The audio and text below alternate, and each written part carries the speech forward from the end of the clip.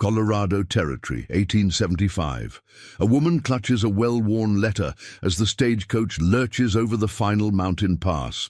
Her breath catches at the majestic vista before her, endless peaks touched with snow even in June, valleys of dense pine, and, somewhere among them, the home of the man whose careful handwriting has guided her across a continent. Hope and uncertainty war within her as the coach begins its descent into the unknown. Before we jump back in, tell us where you're tuning in from, and if this story touches you, make sure you're subscribed, because tomorrow I've saved something extra special for you. What awaits her isn't the warm welcome she traveled 2,000 miles to find, but a reckoning with nature's fury and a chance meeting that will test everything she believes about fate, resilience, and her own capacity for courage. In the wild heights where few dare to venture, she'll discover that beginnings rarely follow the paths we imagine, and that sometimes the greatest journeys start when plans collapse. The stagecoach shuddered to a halt in the small mining settlement of Silvercliff, its wooden wheels groaning in protest at the rough mountain road they'd traversed.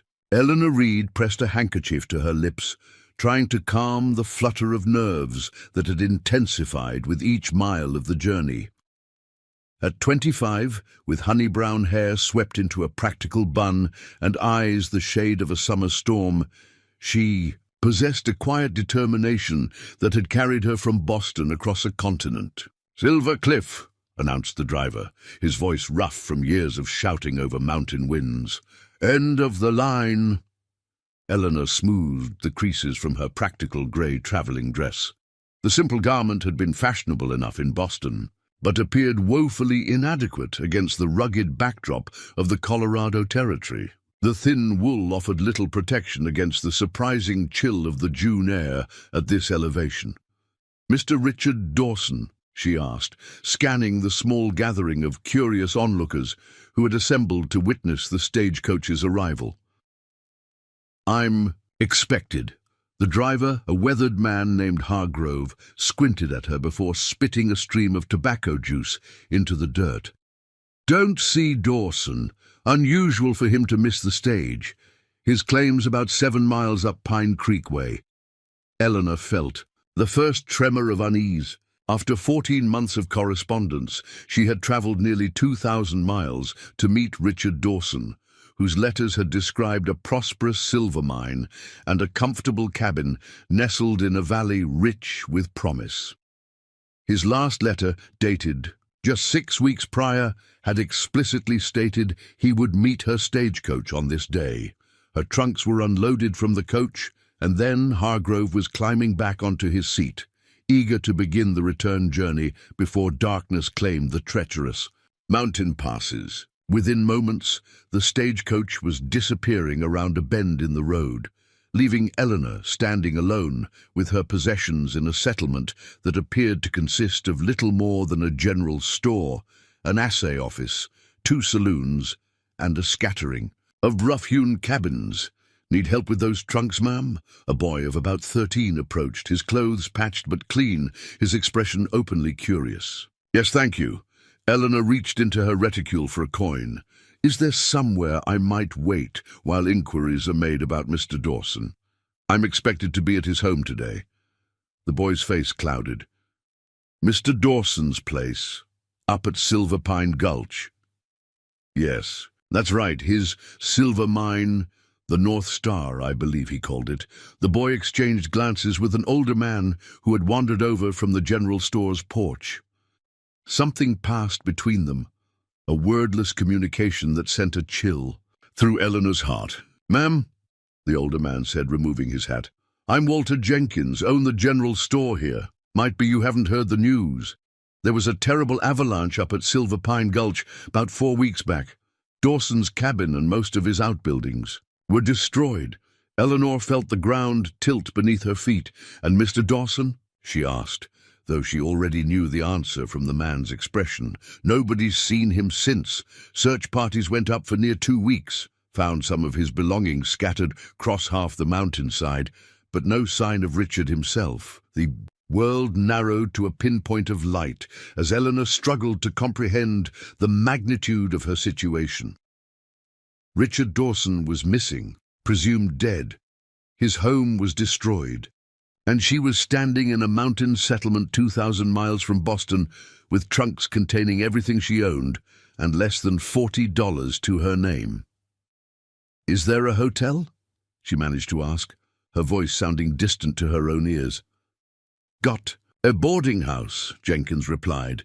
"Mrs. Holloway's place. Clean, respectable. $2 a week, meals included. $2 a week." Even with her modest funds, that would give her little more than a month before financial disaster. Eleanor had invested almost everything in this journey, selling her late parents' home and settling their outstanding debts before departing Boston.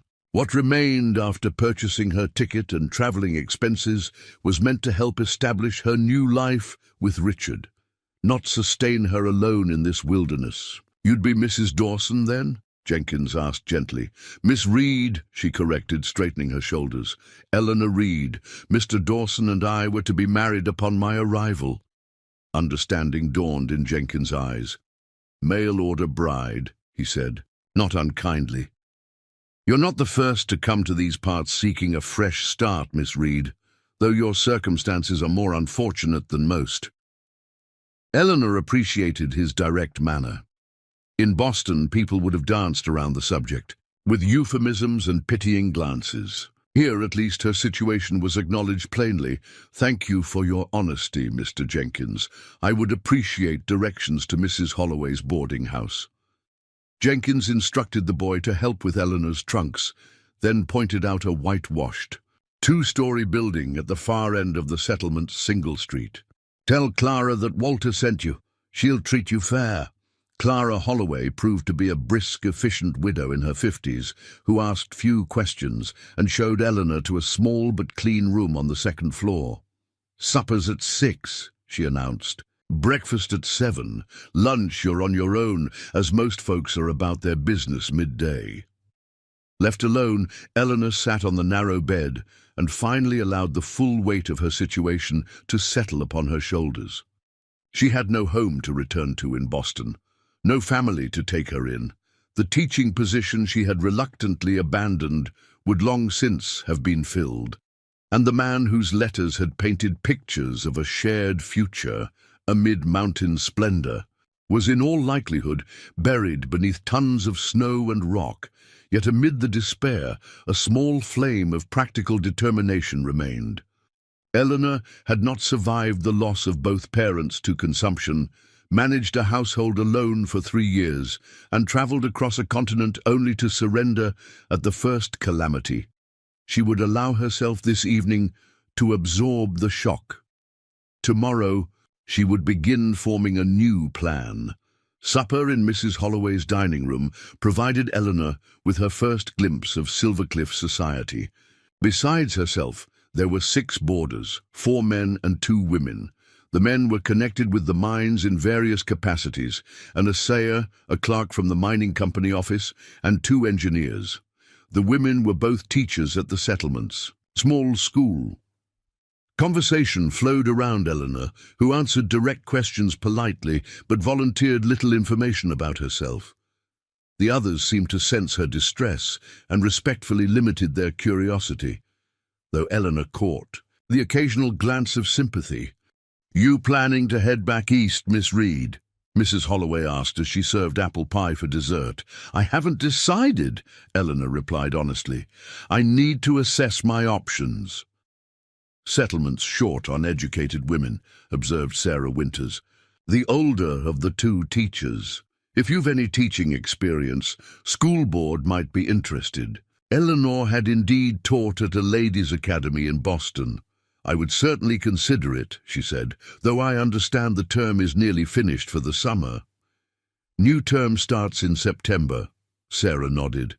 "But they're already looking for someone to replace Miss Turner here, who's marrying in August." The younger teacher blushed. "James finally convinced the mining company to promote him to head engineer. We'll be moving to Denver after the wedding. This small exchange planted the first seed of possibility in Eleanor's mind. If she could secure a teaching position for the fall term, she might have a temporary solution to her predicament. But that still left the question of how to support herself through the summer months. After supper, Eleanor retired to her room and methodically unpacked one of her trunks. Among her possessions was a cedar box containing Richard Dawson's letters, 23. In all, each filled with descriptions of his silver mine, his cabin with its view of the mountains, and his hopes for their life together. The Richard who emerged from these pages was thoughtful, hard-working, and ambitious. He had written of his plans to expand the mine, to build a larger home once they were married, to perhaps eventually move to Denver, where their children could receive proper education. All those dreams now lay buried beneath an avalanche. As ephemeral as the morning mist that clung to the mountainsides, morning brought clearer thinking and the practical necessity of action. After breakfast, Eleanor approached Mrs. Holloway. "I'm interested in seeing Mr. Dawson's property," she said. "Would it be possible to hire a guide to take me there?" Mrs. Holloway frowned. "That's rough country, Miss Reed, especially with the spring melt making the creeks run high. And there's nothing left to see but destruction. Nevertheless, I need to see it for myself." Eleanor's tone brooked no argument. "I've travelled too far to simply accept second-hand accounts." Mrs. Holloway studied her for a moment, then nodded. "Jeff Taylor sometimes guides for hunting parties. Has a couple of sturdy horses. He might be willing to take you up there." Jeff Taylor turned out to be a taciturn man in his 40s who agreed to guide Eleanor to Silver Pine Gulch for the sum of $3, a significant portion of her remaining funds, but a necessary expenditure in her mind. Preparing and narrating this story took us a lot of time, so if you are enjoying it, subscribe to our channel. It means a lot to us. Now back to the story. "We'll leave at first light tomorrow," he said after examining her riding attire and finding it passable for mountain travel. "It's a full day's journey there and back. Terrain's still unstable in places, so we won't be able to get too close." To where the cabin stood, Eleanor spent the remainder of the day making practical inquiries around the settlement. She visited the small school, introduced herself to the board chairman, and expressed interest in the teaching position that would be available in the fall. Her Boston education and 3 years' experience at Fairfield Academy impressed the chairman, who promised to discuss her application at the next board meeting. She also visited Jenkins' General Store, where the proprietor proved to be a valuable source of information about Richard Dawson. "Came out here about 5 years ago," Jenkins recalled, measuring out coffee beans for another customer. "Kept mostly to himself, but was fair in his dealings. The North Star wasn't the richest claim in these parts, but it produced steady enough. Richard was smart, didn't waste his earnings on drink or gambling like some do. His letters mentioned a cabin and outbuildings," Eleanor said. "He described them in some detail." Jenkins nodded. "Had a nice setup. Cabin wasn't fancy, but it was solid. Built a small stamp mill to do his own initial ore processing. Had a barn for his mule and a workshop where he did some tinkering. Richard was handy that way, always designing improvements for his mining equipment." "And the avalanche destroyed everything?" "Most everything. Winter was harsh this year, and spring brought sudden warmth. Makes for dangerous conditions when all that snow starts shifting." Jenkins shook his head. "Nature's got her own way of reminding us who's really in charge up here." That evening, Eleanor reviewed her finances and made careful calculations in a small ledger book. After paying for tomorrow's guide, she would have $34.75 remaining. The boarding house would cost $16 for 2 months, assuming she could stretch her stay until the teaching position began, if she secured it. That would leave her less than $20 for all other expenses over the summer. It was a precarious position, but not an impossible one. She might find temporary employment in the settlement. Mrs. Holloway had mentioned needing help with mending and laundry. Jenkins had a "Help Wanted" sign in his store window. Neither opportunity would pay particularly well, but they might provide enough to sustain her until the school term began. Eleanor was practical enough to recognize that returning east wasn't a viable option. The journey had depleted most of her resources, and there was nothing to return to. Her parents' modest home had been sold, their possessions either packed in her trunks or sold at auction. The few distant relatives she possessed had made it clear after her parents' deaths that their charity had limits. No, whatever future awaited Eleanor Reed would be built here in the Colorado Territory, among these mountains that had claimed the man she had traveled so far to marry. Dawn brought clear skies and a crisp wind as Eleanor met Jeff Taylor at the livery stable. He had saddled 2 horses, a sturdy bay gelding for himself and a smaller, calmer mare for Eleanor. "Ever ridden in mountains before?" he asked, giving her riding skirt and boots a skeptical glance. "I'm familiar with horses, though admittedly not mountain trails," she replied, mounting with practiced ease that seemed to marginally increase his confidence in her abilities. They set out as the sun crested the eastern peaks, following a narrow trail that wound steadily upward through pine forests. The air was sharp with the scent of evergreens and the occasional sweetness of wildflowers in small meadows they passed.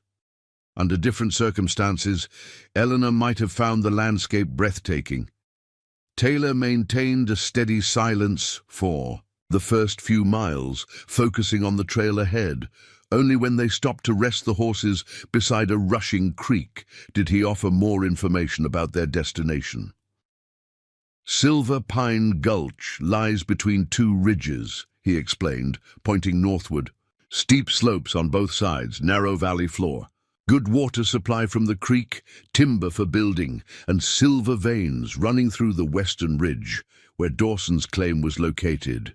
But that same geography that makes it good for mining makes it vulnerable to slides." "Have there been avalanches there before?" Eleanor asked. Taylor nodded. "Small ones nature's way in these mountains, but this spring was different. Whole mountainside came down after 3 days of unusual warmth followed by heavy rain. Created the perfect conditions for disaster." They continued their journey, the trail becoming steeper and less defined. Eleanor's thighs ached from gripping the saddle, and her hands were sore from holding the reins across difficult terrain. But she refused to complain. This pilgrimage to Richard's final home was necessary for her to fully accept her circumstances and move forward. By midday, they reached a vantage point where the trail opened onto a wider path. Taylor reined his horse to a stop. "There," he said, pointing to a valley below them. "That's Silver Pine Gulch." Eleanor's breath caught in her throat.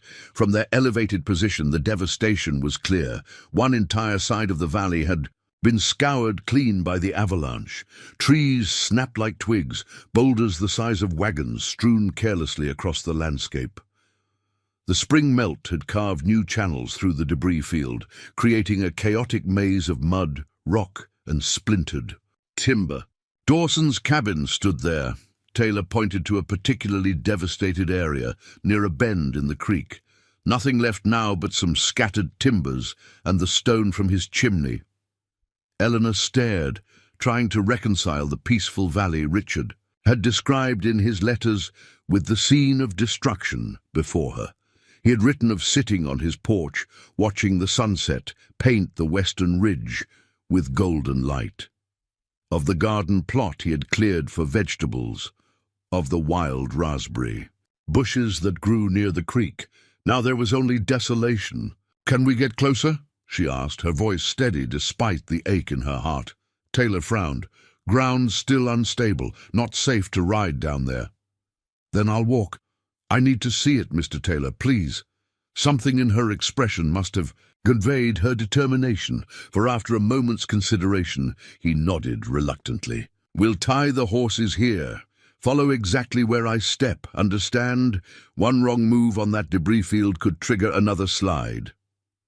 They picked their way carefully down a game trail that skirted the edge of the avalanche's path. The destruction became more apparent with each step. Household items scattered among the debris, a broken chair leg here, the remains of a barrel there, a twisted piece of metal that might once have been part of a stove. Taylor stopped at the edge of what appeared to be an impassable jumble of rocks and splintered trees. "This is as far as is safe," he said firmly. "Dawson's cabin was about 100 yards that way." Eleanor stood silently, trying to absorb the reality before her. This was to have been her home. The man who had written those thoughtful letters was presumably buried somewhere beneath this chaos of earth and timber. As she turned to retrace their steps back to the horses, a glint of metal caught her eye. Something was reflecting sunlight from between two fallen pines, about 20 feet away. "Mr. Taylor, what's that?" she asked, pointing. He squinted in the direction she indicated. "Hard to say. Might be part of Dawson's mining equipment." "I'd like to see it." Taylor looked ready to object, then sighed. "Stay here. I'll check it." He maneuvered carefully across the unstable ground, reaching the fallen pines and bending to examine whatever had caught Eleanor's attention. After a moment he straightened and made his way back to her, holding a small object in his hand. "Clock," he said, holding it out to her. "Dawson's, most likely." Eleanor took the pocket watch, its silver case dented but intact. She carefully opened it to find the glass cracked, but the face still legible. The hands had stopped at 4:17, marking the moment when the avalanche had destroyed everything in its path. "He mentioned this in his letters," she said softly. "It was a gift from his father." The personal connection to Richard made the disaster suddenly, painfully real in a way that seeing the destruction had not. This watch had been carried in his pocket, wound by his hand. Now it was stilled forever, just as his life had been. Eleanor closed the watch and slipped it into her own pocket. It was a small piece of the man she had traveled so far to meet, the only tangible connection she would ever have to Richard Dawson. They had turned to leave, picking their way back toward the horses, when a sound caught their attention, the distant report of a rifle shot echoing across the valley. Taylor froze, his hand moving instinctively to the pistol at his hip. "That came from up valley," he said, his voice low, "past where Dawson's place stood." "Is there another mine in this area?" Eleanor asked. "Shouldn't be. This whole gulch was Dawson's claim." Taylor's expression was suspicious. "Could be a hunter, but game's scarce since the avalanche. Most likely claimed jumpers, thinking to work at Dawson's mine now that he's gone." Another shot rang out, followed by the distinct sound of metal striking rock. Taylor helped Eleanor down from her mare, then set about caring for the horses while Blackwood led them to the cabin. Inside, they found a single room with a stone fireplace, a built-in bunk along one wall, a rough-hewn table with 2 chairs, and basic cooking implements hanging from pegs. Everything was meticulously organized, the mark of a man who understood that survival in the wilderness depended on order and preparation. "I'll get a fire started," Blackwood said, moving to the hearth with the ease of familiarity. Jenkins keeps firewood stacked out back.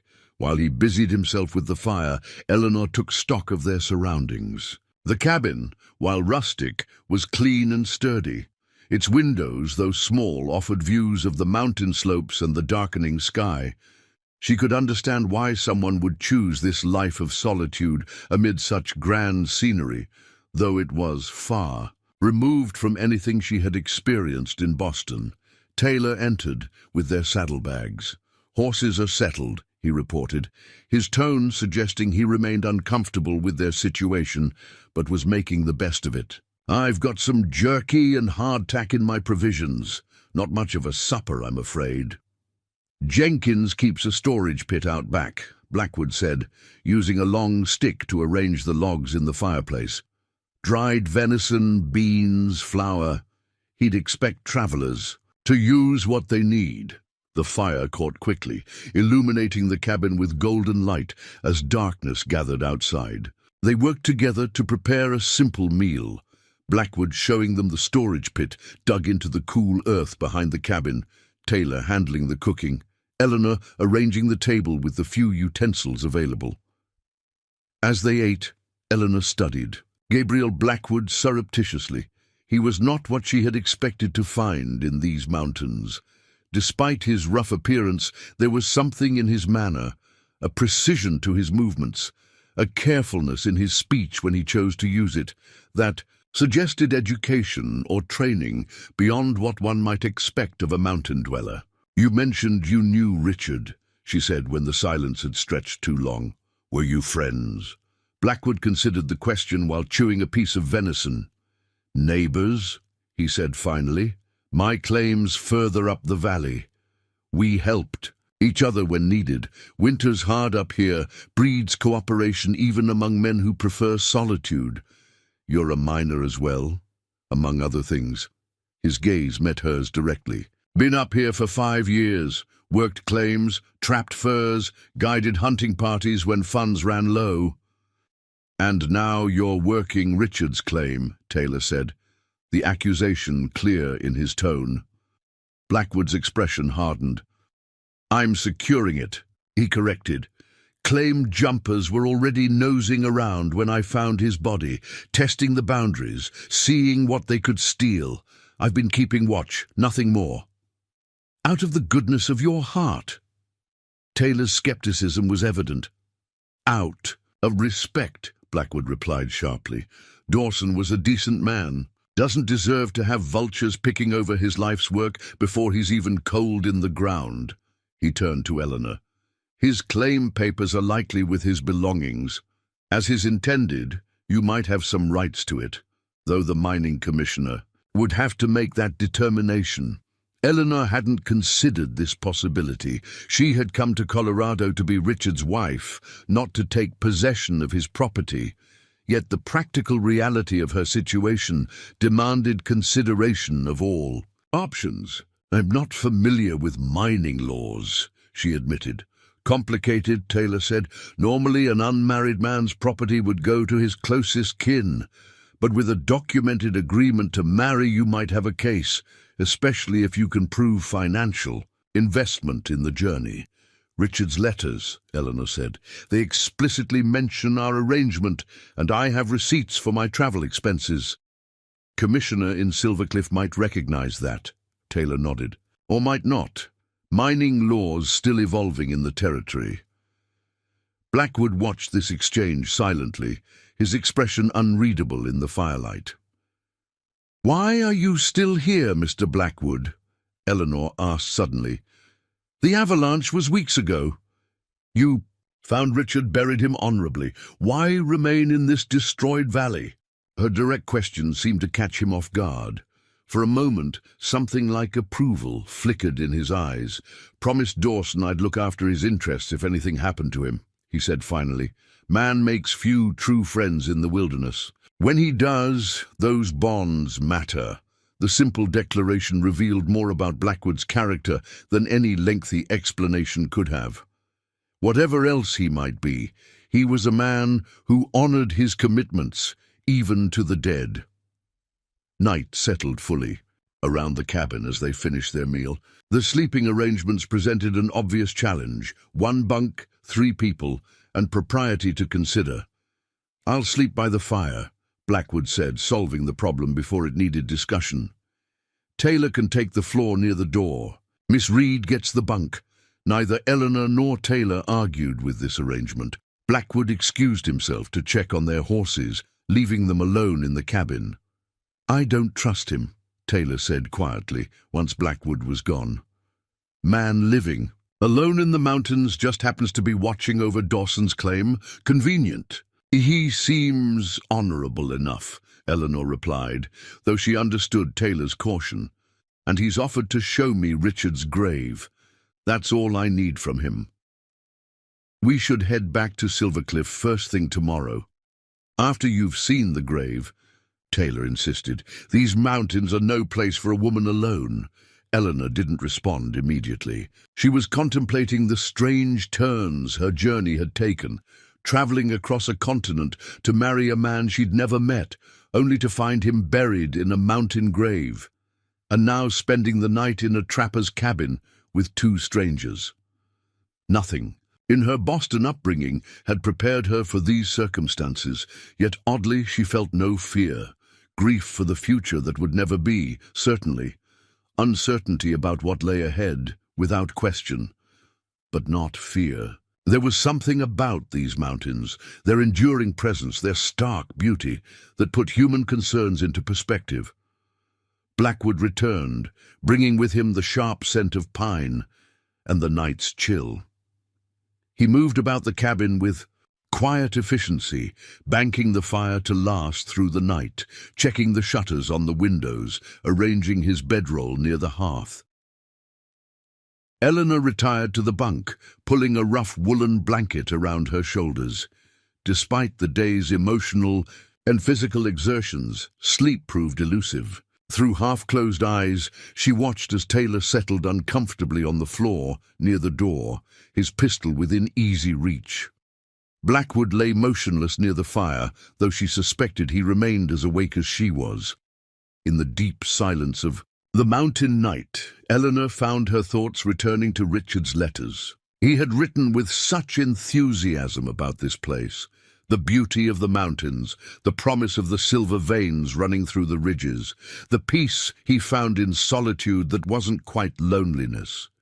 He had invited her to share that life, and she had accepted, imagining a future far different from her constrained existence in Boston. Now that future was gone, replaced by a blank canvas of uncertainty. Yet somewhere beneath the grief and confusion, Eleanor felt the stirring of something unexpected, a curiosity about what this wild land might offer to a woman willing to embrace its challenges. Dawn came early to the mountains, light creeping across the cabin floor as Eleanor woke from fitful sleep. Blackwood was already gone, his bedroll neatly stowed. Taylor was just rising, looking stiff from his night on the hard floor. "He's checking the horses," Taylor said, noting her questioning glance at Blackwood's empty space. "Man moves like a ghost. Didn't hear him leave." They prepared a simple breakfast of coffee and leftover biscuits. Blackwood returned as they were finishing, carrying a small bundle of wildflowers. "For the grave," he explained briefly. Seeing Eleanor's curious look, the gesture touched her unexpectedly. This gruff mountain man, who had already fulfilled his obligation to his friend by providing a proper burial, had thought to gather flowers for a grave that would soon be visited by the woman who had traveled so far to marry him. "Thank you," she said simply. They set out immediately after breakfast, leaving the horses at Jenkins' cabin. The climb to the ridge where Richard was buried proved challenging. The trail, if it could be called that, was steep and in places barely discernible. Eleanor was grateful for her sturdy boots and determined not to show weakness, though her breathing grew labored as they ascended. Blackwood set a deliberate pace, occasionally pausing to point out footholds or offer a steadying hand at difficult passages. Taylor followed behind Eleanor, watchful and still suspicious of their guide. After nearly an hour of climbing, they reached a small plateau near the ridge crest. The view was spectacular, mountain peaks stretching to the horizon, valleys carved by ancient glaciers, forests of pine and aspen, creating a patchwork of green and gold across the landscape. "He's there," Blackwood said quietly, pointing to a cairn of stones piled carefully against the backdrop of the endless vista. A simple wooden cross marked the grave. Eleanor approached slowly, the reality of Richard's death finally, fully settling upon her. The man whose words had carried her across a continent, whose vision of a shared future had given her the courage to leave everything familiar behind. He lay here, beneath these mountain stones, forever part of this wild, beautiful land.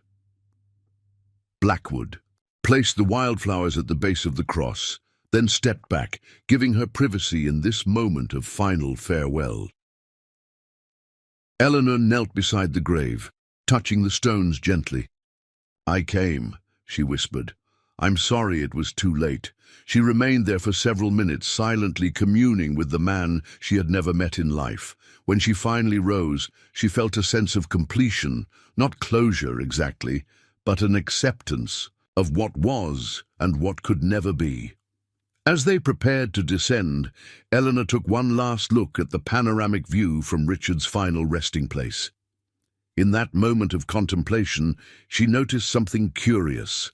A valley beyond the ridge, tucked between towering peaks, seemingly untouched by the devastation that had claimed the lower slopes. From this elevation, she could see meadows, a sparkling lake, and what appeared to be a small cabin nestled among trees. "What's that valley?" she asked, pointing. Blackwood followed her gaze, his expression changing subtly. "Home," he said simply. "You live there?" Eleanor was surprised. "It looks perfect." "Hidden Valley," Taylor murmured. "Heard rumors about a place like that. Trappers' tales. Didn't think it was real." "It's real enough," Blackwood said. "Protected by the ridges. Avalanches go around it, not through it." Eleanor studied the valley with new interest. From this height it appeared like a sanctuary amid the harsh mountain terrain, a secret garden hidden from the world. "Is that where your mining claim is located?" she asked. Blackwood hesitated, as if weighing how much to reveal. "My claim's near there," he said finally. "Valley itself is different, special." Something in his tone captured Eleanor's attention. This taciturn man, so economical with words, clearly felt deeply about this hidden place. "I'd like to see it," she said impulsively. Taylor frowned. "Miss Reed, we should start back to Silvercliff.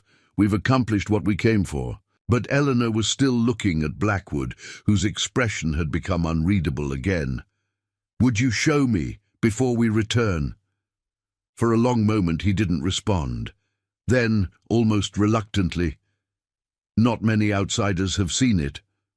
I understand if you prefer to keep it private," Eleanor said, sensing his hesitation. Blackwood studied her, his ice-blue eyes intent. Whatever he was looking for, he seemed to find it, for he nodded once. "I'll show you, but it's another few hours of hiking. Might need to spend another night at Jenkins' cabin before heading back to Silvercliff." Taylor started to protest, but Eleanor cut him off. "I'd like that very much, Mr. Blackwood." As they began their descent from the ridge, Eleanor felt something she hadn't expected, a stirring of curiosity and anticipation that temporarily overshadowed her grief. Richard was gone, and with him the future she had imagined. Yet here in these mountains, another path was revealing itself, leading toward a hidden valley and mysteries yet to be discovered. The descent from Richard's grave was more challenging than the ascent had been. Loose shale slid beneath their boots, and the morning sun beat down with surprising intensity. Gabriel Blackwood moved with the sure-footed confidence of a mountain goat, occasionally reaching back to offer Eleanor a steadying hand at particularly treacherous spots. "We'll stop at Jenkins' cabin to rest and collect supplies," he said as they reached more level ground. "The trail to Hidden Valley is longer but less steep." Taylor had maintained a stony silence throughout their descent, his disapproval evident in the tight set of his shoulders. When they reached the cabin and paused to drink from the creek, he finally spoke his mind. "Miss Reed, I was hired to take you to Dawson's property and back to Silvercliff, not to go gallivanting across these mountains on some wild expedition." Eleanor understood his concerns, but her decision was made. "I appreciate your position, Mr. Taylor. If you feel you must return to Silvercliff, I won't hold you to any obligation. Mr. Blackwood can guide me back tomorrow." "And leave you alone with him?" Taylor's voice dropped to a harsh whisper. "A man we know nothing about, in mountains where nobody would hear a scream." "I can hear you perfectly well," Blackwood commented from where he was filling canteens at the creek. "And your concern is reasonable. You don't know me." He straightened, facing them directly. "Which is why I suggest we all go together. You see Miss Reed safely to Hidden Valley, stay the night there instead of here, and start back to Silvercliff at first light tomorrow. Taylor considered this compromise, clearly weighing his responsibilities against his instinctive distrust. Of Blackwood, the valley has better shelter than Jenkins's cabin, Blackwood added. My place there is small, but it's solid. You can keep your pistol close if it makes you feel better. This practical acknowledgement of Taylor's suspicions seemed to ease the guide's tension slightly. Fine, he conceded, but we leave at dawn tomorrow, no matter what. They gathered what supplies they could carry comfortably: water, jerky, a few biscuits from their breakfast. Blackwood added a small packet of coffee and a worn leather pouch that clinked with metallic contents. At Eleanor's questioning glance, he simply said, "Tools." The journey to Hidden Valley took them along a different route than they had traveled previously. Instead of following the main valley floor, Blackwood led them through a series of interconnected, smaller ravines and passages that seemed to wind around the devastation caused by the avalanche. As they walked, Eleanor noticed changes in the vegetation. The trees grew taller, more verdant. Wildflowers appeared in greater profusion: columbines, Indian paintbrush, and delicate mountain bluebells carpeting small meadows. The air itself seemed different, softer somehow, carrying the scent of pine and wildflowers rather than the raw smell of broken earth and uprooted trees that had permeated the avalanche zone. The valley has its own climate, Blackwood explained, noting her interest in their surroundings. Protected by the ridges on all sides. Snow falls gentler there. Winds don't cut as sharp.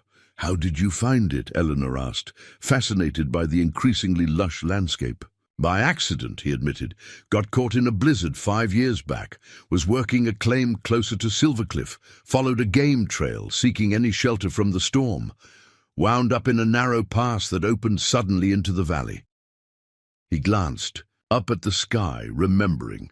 Storm was still raging outside the pass, but inside, just gentle snowfall, peaceful, like stepping into a different world. It was the most he'd spoken at one time, and Eleanor sensed that Hidden Valley had significance to him beyond mere shelter or beauty. "And you stayed?" she prompted. Blackwood nodded.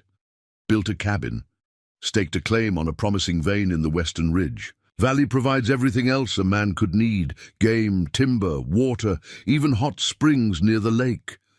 Taylor, who had been listening with grudging interest, looked skeptical. Sounds too perfect. Why isn't it overrun with settlers or miners? Hard to find if you don't know the way, Blackwood replied. Passes are narrow, easily missed, and I've been selective about sharing its location. They rounded a bend in the ravine they'd been following, and Blackwood stopped. "Almost there," he said, pointing to a narrow fissure in the rock face ahead.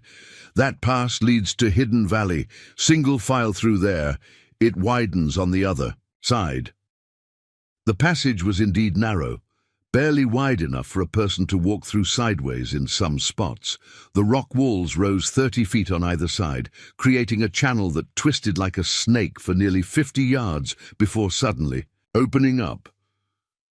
Eleanor emerged from the pass and found herself speechless at the vista before her. Hidden Valley lay like a jewel, cupped in the palm of surrounding peaks. A crystal-clear lake occupied its center, reflecting the blue sky and mountain heights. Meadows of wild flowers stretched from the lake's shores to the surrounding forest, of pine and aspen. And nestled among trees at the far end of the valley was a cabin, larger and more substantial than Jenkins' dwelling, with a covered porch and what appeared to be several outbuildings. "It's beautiful," she breathed when she finally found her voice. "Like something from a story." Even Taylor seemed impressed, his usual caution momentarily forgotten as he gazed at the pristine landscape. "Valley floor is about 3 miles across," Blackwood said. "Lakes fed by underground springs, stays warm enough that it never freezes completely, even in the deepest winter." "And you live here alone?" Eleanor asked. A shadow crossed Blackwood's face. "For the past 3 years, yes. There was a story there, perhaps loss or tragedy, but Eleanor didn't press. They had all experienced grief in different measures. They followed a well-worn path from the pass toward the cabin, crossing meadows where deer grazed, seemingly unalarmed by human presence. The afternoon sun bathed everything in golden light, and Eleanor found herself breathing more deeply, as if the air itself contained some restorative property. "The miners in Silvercliff tell stories about places like this," Taylor said as they walked. "Hidden paradises in the mountains. Most think they're just tall tales told over whiskey." "Most things worth finding aren't easy to find," Blackwood replied. As they drew closer to the cabin, Eleanor could see it was indeed more substantial than it had appeared from a distance. Built of squared logs with a stone foundation, it featured a covered porch that wrapped around two sides, glass windows, a rarity in these mountains, and a sturdy stone chimney. The outbuildings included what appeared to be a workshop, a small barn, and a storage shed, all constructed with the same attention to detail as the main cabin. "You built all this?" Eleanor asked, impressed by the craftsmanship evident in every structure. Blackwood nodded. "Had time. Winter lasts 8 months up here." A small vegetable garden occupied a sunny patch near the cabin, its neat rows showing signs of careful tending. Beyond it, fruit trees, apple and cherry from what Eleanor could identify, stood in ordered rows, though they were still too young to bear much fruit. "You're not just mining here," she observed. "You're creating a homestead." Something like approval flickered in Blackwood's eyes. "Mining pays for supplies I can't produce, but silver's fickle. Land, if respected, provides more reliably." They reached the cabin, and Blackwood ushered them onto the porch. "Rest here," he said, indicating chairs crafted from bent willow branches. "I'll bring water." While he disappeared around the side of the cabin, Eleanor took the opportunity to examine her surroundings more closely. The porch offered a panoramic view of the valley, with the lake gleaming in the afternoon sun and mountains rising majestically. Beyond, someone had positioned the chairs to take maximum advantage of this vista, suggesting an appreciation for beauty that seemed at odds with Blackwood's taciturn nature. The cabin door stood partially open, and Eleanor caught glimpses of the interior, a large stone fireplace, sturdy furnishings that appeared handcrafted, and something unexpected, bookshelves. The mysterious mountain man evidently had a library. Blackwood returned with a pitcher of water and 3 tin cups. The water was cold and sweet, tasting of minerals from deep underground springs. "Your cabin is remarkable," Eleanor said after quenching her thirst. "Far more substantial than I expected to find in these mountains." "A man builds according to how long he plans to stay," Blackwood replied, his gaze sweeping across the valley. "I'm not leaving." The simple declaration held conviction born of deep certainty. Whatever Gabriel Blackwood had been before coming to these mountains, he had found his place in this hidden valley. Taylor, who had been examining the outbuildings with professional interest, rejoined them on the porch. "That's a proper forge in your workshop," he observed. "You're a blacksmith as well as a miner?" "Learned smithing in the army," Blackwood said. "Useful skill up here. Can't exactly ride to town when a tool breaks or a horseshoe needs replacing." This casual mention of military service provided another piece to the puzzle of Gabriel Blackwood. A soldier, a miner, a blacksmith, a builder, he was clearly a man of diverse skills and experiences. "You mentioned your mining claim," Eleanor said. "Is it productive?" "Productive enough." Blackwood gestured toward the western ridge. "Vein runs through there, not the richest strike in Colorado, but steady. I work it when supplies run low or winter nights get too long." The sun was beginning its descent toward the western peaks, casting the valley in golden light that softened every contour and highlighted the vivid colors of wildflowers in the meadows. "I should check on dinner," Blackwood said, rising. "Venison stew been simmering since morning. This domestic detail surprised Eleanor. She had expected perhaps jerky and beans, not a carefully prepared meal. "Can I help?" she offered, unwilling to be merely a guest when their host had already shown such hospitality. Blackwood seemed momentarily taken aback by the offer, then nodded. "Could use help with the bread." Inside, the cabin revealed more about its owner than his sparse conversation had.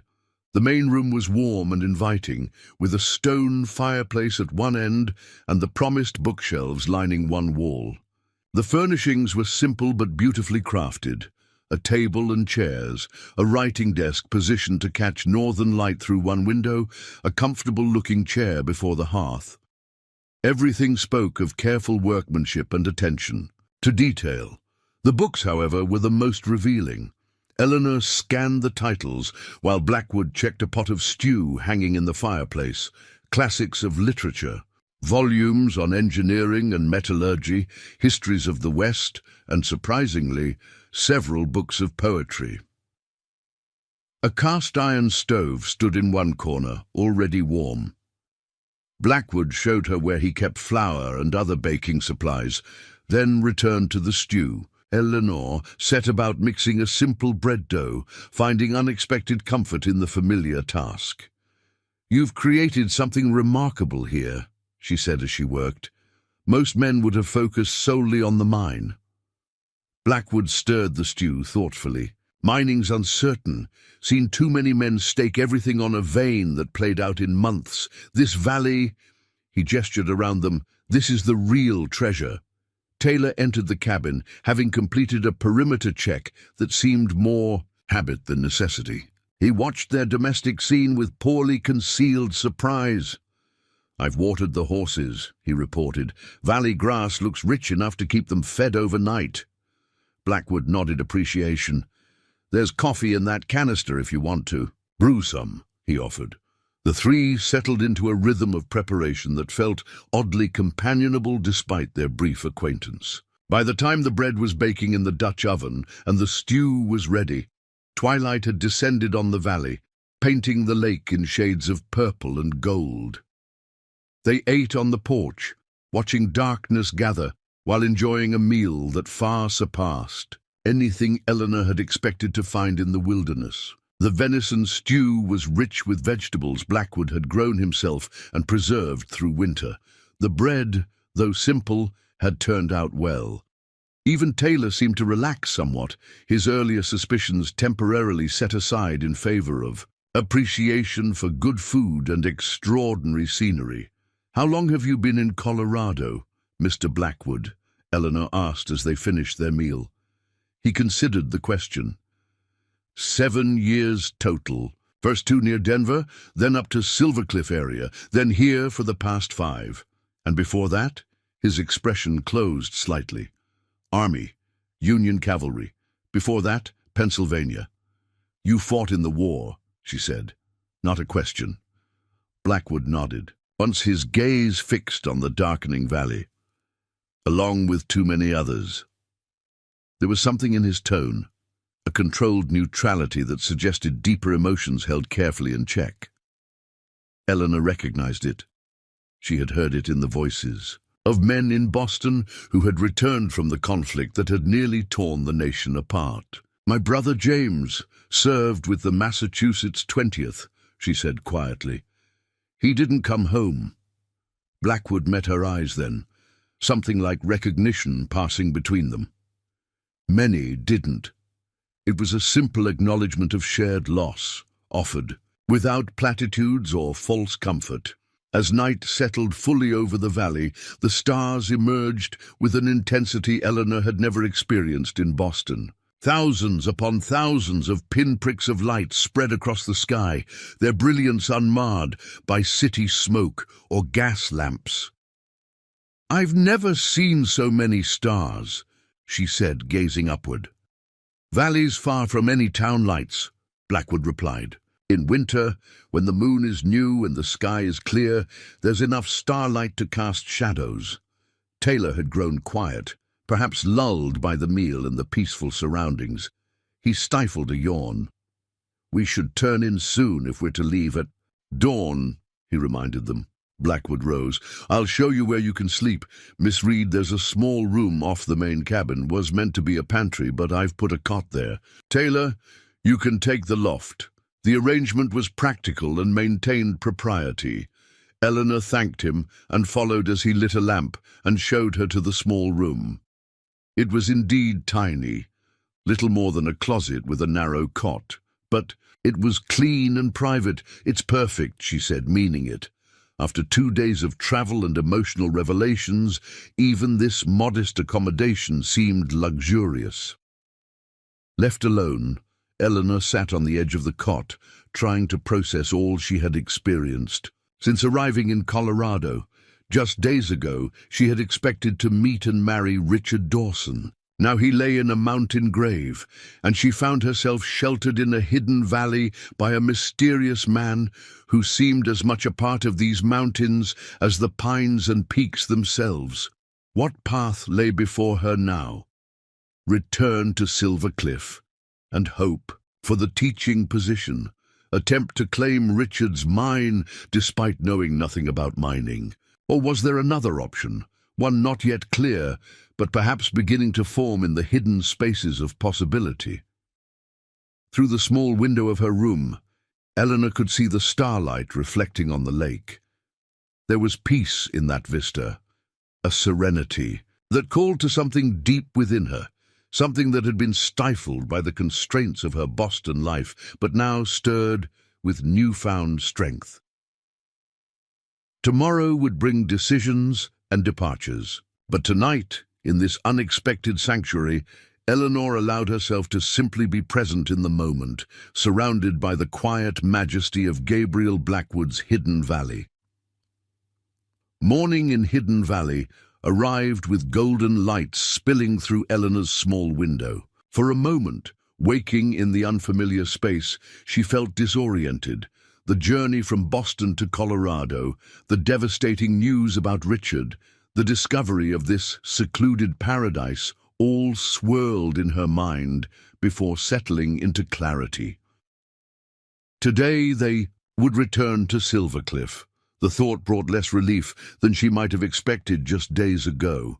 She dressed quickly in her travel attire, now somewhat worse for wear after mountain trails and campfire smoke. When she emerged from the small room, she found the main cabin empty, though a pot of coffee simmered on the stove and fresh biscuits sat wrapped in a cloth near the hearth. Outside, the valley was transformed by morning light. Mist rose from the lake in delicate tendrils, and dew sparkled on meadow grasses. Eleanor spotted Taylor near the barn, checking their horses.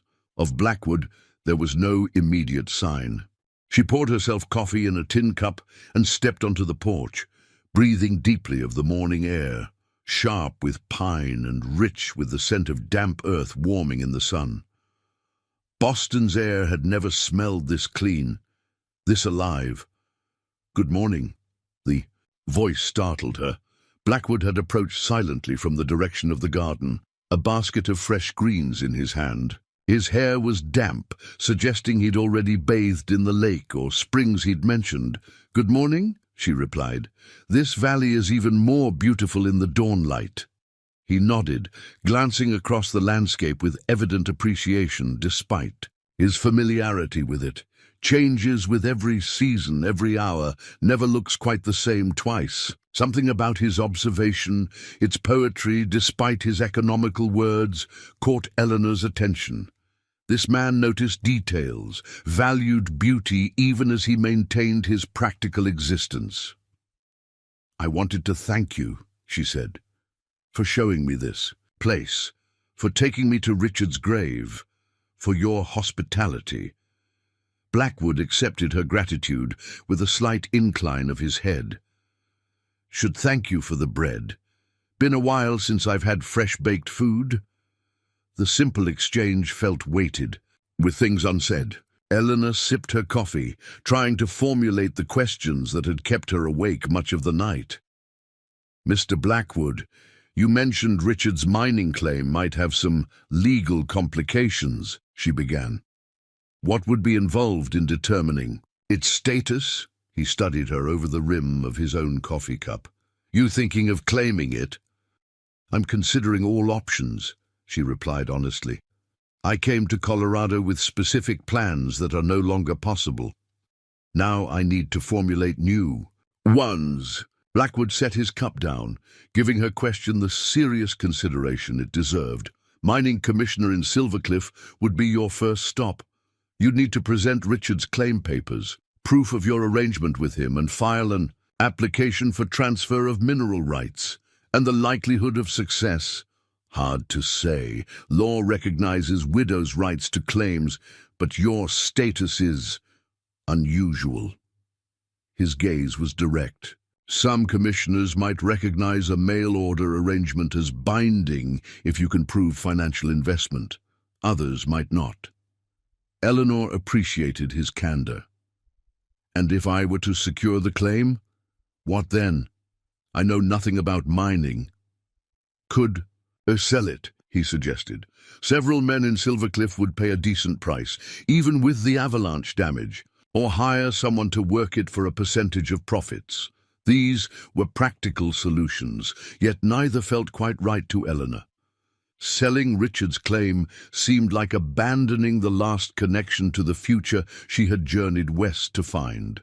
Yet attempting to manage a mining operation as a woman alone in the Colorado Territory presented formidable challenges. "What would you do?" she asked impulsively. "If you were in my position." Blackwood considered her question with characteristic thoroughness. "Depends on what you want from life," he said finally. "Quick resolution? Sell the claim, use the money to establish yourself elsewhere. Longer commitment? Stake your rights and form a partnership with someone who knows mining. Territory's growing. Opportunities exist beyond what might have been possible back east." His assessment aligned with her own emerging thoughts. The teaching position in Silvercliff offered security but little independence. Selling Richard's claim might provide funds, but would sever her connection to the purpose that had brought her west. "You mentioned partnership," she said carefully.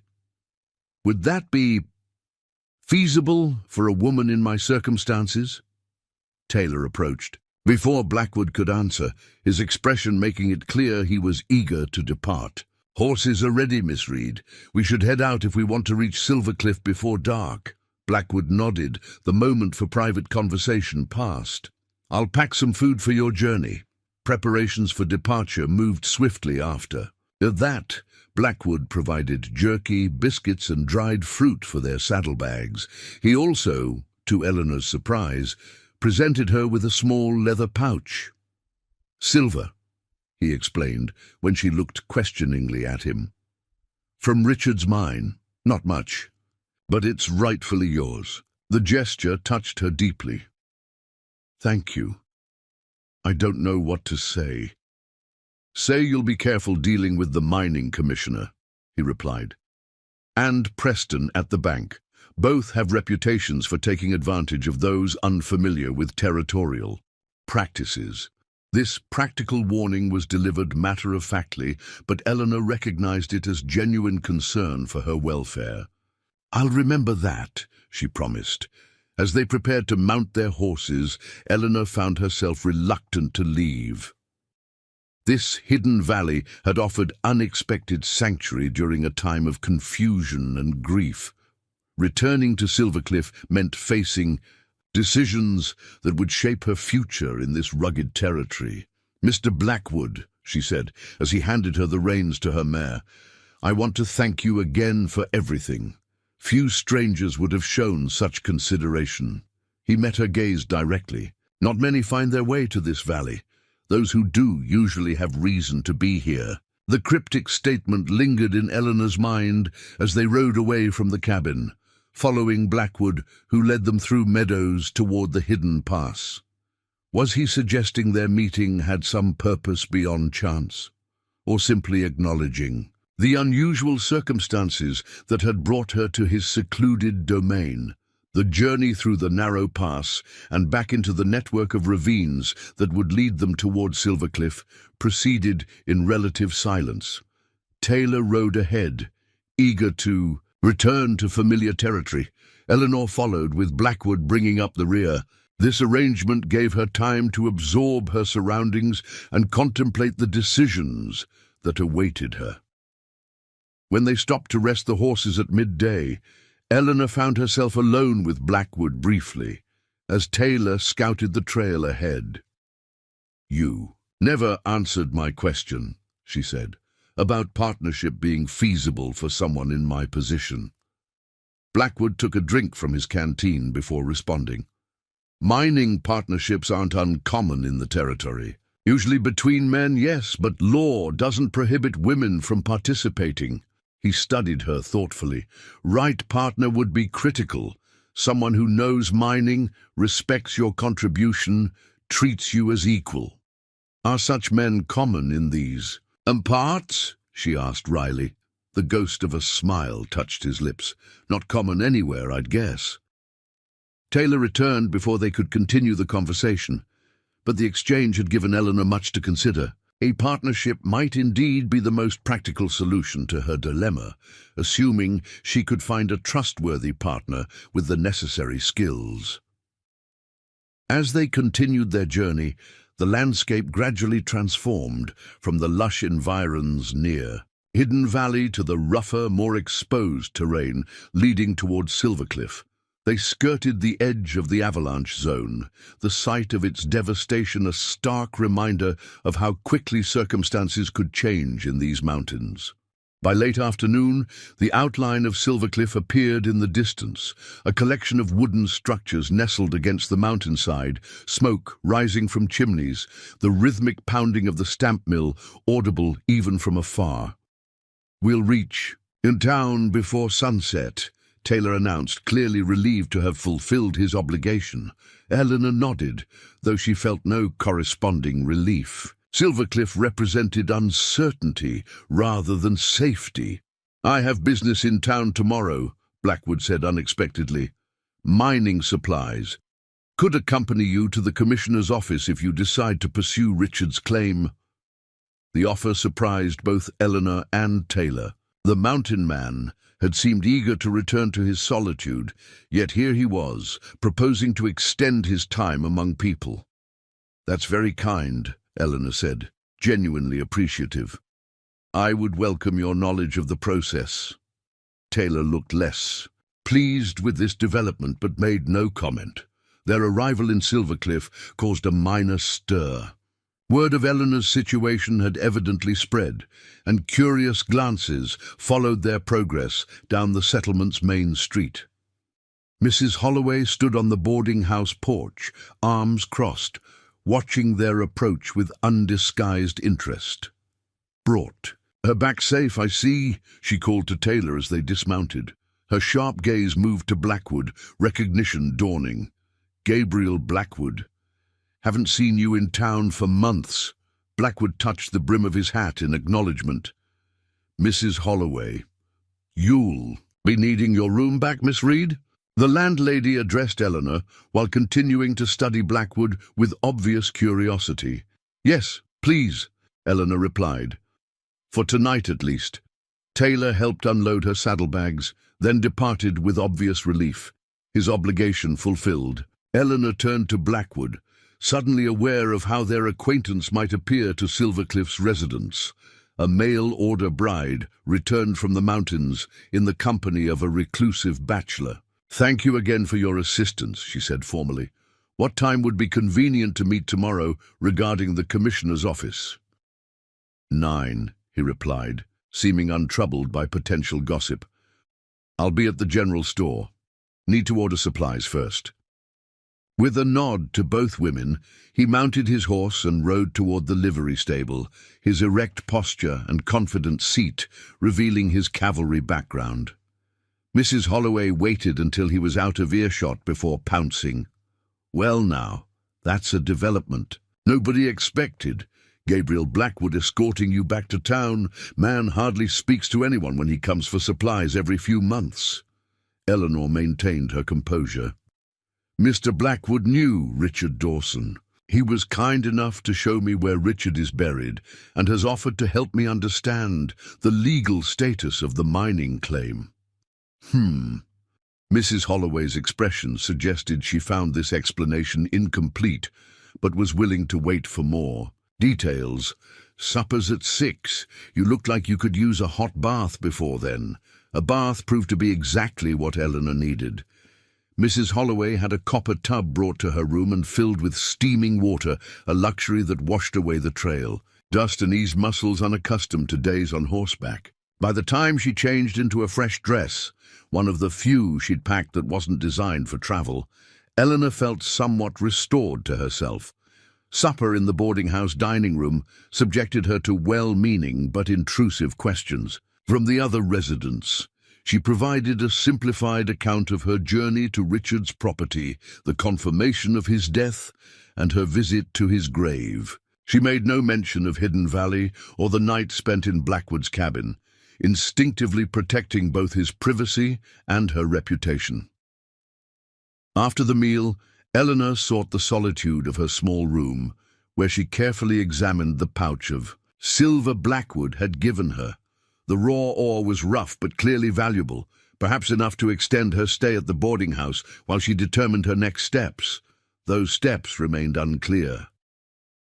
The teaching position still offered the most straightforward solution to her immediate needs, yet Eleanor found herself reluctant to commit to it. Something about her experiences of the past few days had awakened a desire for more than just security, a yearning for the kind of independence and purpose she had glimpsed in Gabriel Blackwood's self-created domain.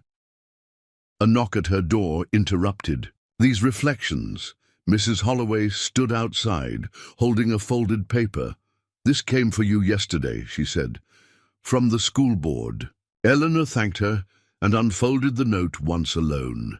It was brief and to the point. The board wished to interview her for the teaching position at 10 o'clock the following morning. The timing presented an immediate conflict with her planned meeting with Blackwood and visit to the mining commissioner. She would have to choose, pursue the security of the teaching position, or explore the more uncertain path of claiming Richard's mine. Sleep proved elusive that night. Eleanor's thoughts alternated between practical considerations, her dwindling funds, the approaching winter, the challenges of establishing herself in this remote community, and less tangible concerns. What kind of life did she truly want? What had she been seeking when she agreed to travel west as a mail-order bride? Security, certainly, but also adventure, purpose, the chance to define herself beyond the limited options available to women. In Boston society, by dawn, she had reached a decision. She would meet with Blackwood and visit the mining commissioner first. Understanding her legal position regarding Richard's claim was necessary, regardless of what path she ultimately chose. The school board could wait. If they truly wanted her, they would reschedule the interview. This small assertion of independence felt significant. All her life, Eleanor had followed prescribed paths and met others' expectations. Her journey west had been her first real deviation from that pattern. Now she was choosing to prioritize her own interests and judgments rather than immediately pursuing the safe option. Morning brought clear skies and a fresh perspective. Eleanor dressed in her most businesslike attire, a navy skirt and jacket that had been fashionable in Boston the previous year. She arranged her hair simply but neatly, conscious that appearances would matter in her dealings with the mining commissioner. When she descended to the dining room for breakfast, Mrs. Holloway eyed her approvingly. "You look ready for business," she observed. "School board will be impressed." "Actually," Eleanor replied, finding confidence in her decision, "I've decided to visit the mining commissioner first." "I'll have to reschedule with the school board." Mrs. Holloway's eyebrows rose. "Bold choice. Most women would grab a teaching position." "I'm not most women," Eleanor said, surprising herself with the conviction in her voice. "At least, I don't think I am anymore."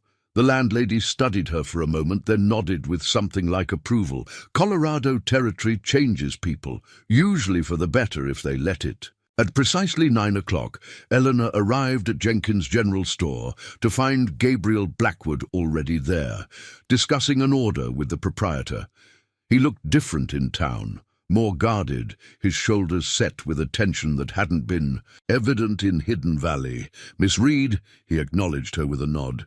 "Ready to face the commissioner?" "Yes," she replied, matching his businesslike tone. "I've brought Richard's letters, which clearly state his intention to marry me upon my arrival." "Good. Documentation helps." He turned to Jenkins. "That order can wait till we're finished at the commissioner's office." The storekeeper glanced between them with undisguised curiosity. "Take your time. Mining Commissioner Wilson doesn't open his office till 9:30 anyway. Always stops for coffee at Clara's first." Blackwood nodded his thanks, then gestured for Eleanor to precede him out the door. On the boardwalk outside, away from Jenkins' curious ears, he spoke quietly. "Wilson's fair but formal. Expects everything by the book. Don't let him rush you." "Thank you for the advice," Eleanor said, "and for accompanying me. I know town visits aren't your preference." His expression softened slightly. "Some things worth the discomfort." The simple statement, delivered without elaboration, carried a weight that Eleanor felt but couldn't quite interpret. Was he referring to helping her specifically, or to the general principle of facing discomfort for worthwhile causes? Before she could consider further, he gestured toward a small building near the assay office. "Commissioner's office. Let's see what rights you have to Richard Dawson's legacy." Mining Commissioner Wilson's office was Spartan but meticulously organized. Maps of local claims lined the walls, each carefully labeled with claim names and ownership information. A massive ledger book dominated his desk, its pages filled with precise handwriting documenting the complex web of mineral rights that underpinned Silvercliff's economy. Wilson himself matched his office, orderly, precise, and formal. In his 50s, with a neatly trimmed grey beard and wire-rimmed spectacles, he carried himself with the authority of a man whose decisions could make or break fortunes. "Miss Reed," he acknowledged Eleanor with a slight bow. "Mr. Blackwood." His eyebrows rose slightly in the mountain man's presence. "Unusual to see you in town." "Unusual circumstances," Blackwood replied simply. Wilson gestured for them to be seated in straight-backed wooden chairs before his desk. "I understand you're inquiring about Richard Dawson's claim, the North Star, correct?" "Yes," Eleanor confirmed. "I arrived from Boston expecting to marry Mr. Dawson, only to discover he had perished in the Avalanche." Wilson's expression softened marginally.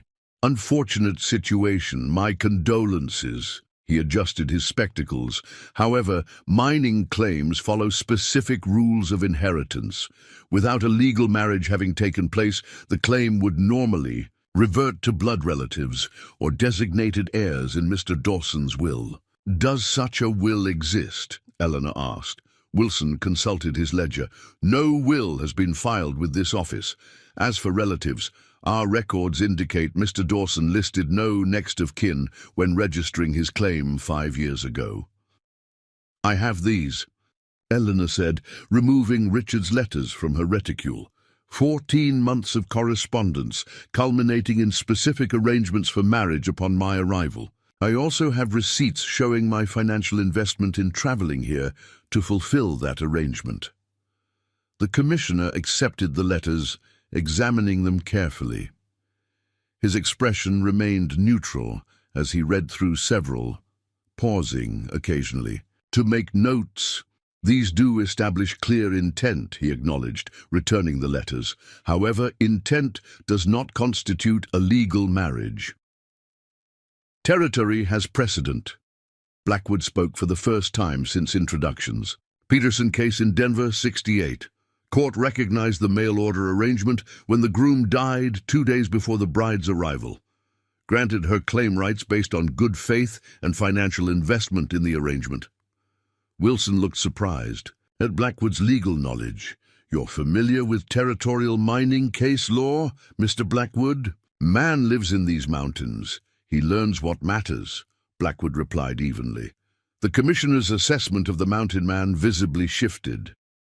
The Peterson case does provide precedent, he conceded, though this situation differs in some respects. How so? Eleanor asked. Time elapsed between death and claim assertion, for one. Peterson died 2 days before his bride arrived. Dawson has been dead for approximately 4 weeks. A difference I could hardly control, Eleanor pointed out. The stagecoach schedule, from Boston to Colorado Territory, is fixed.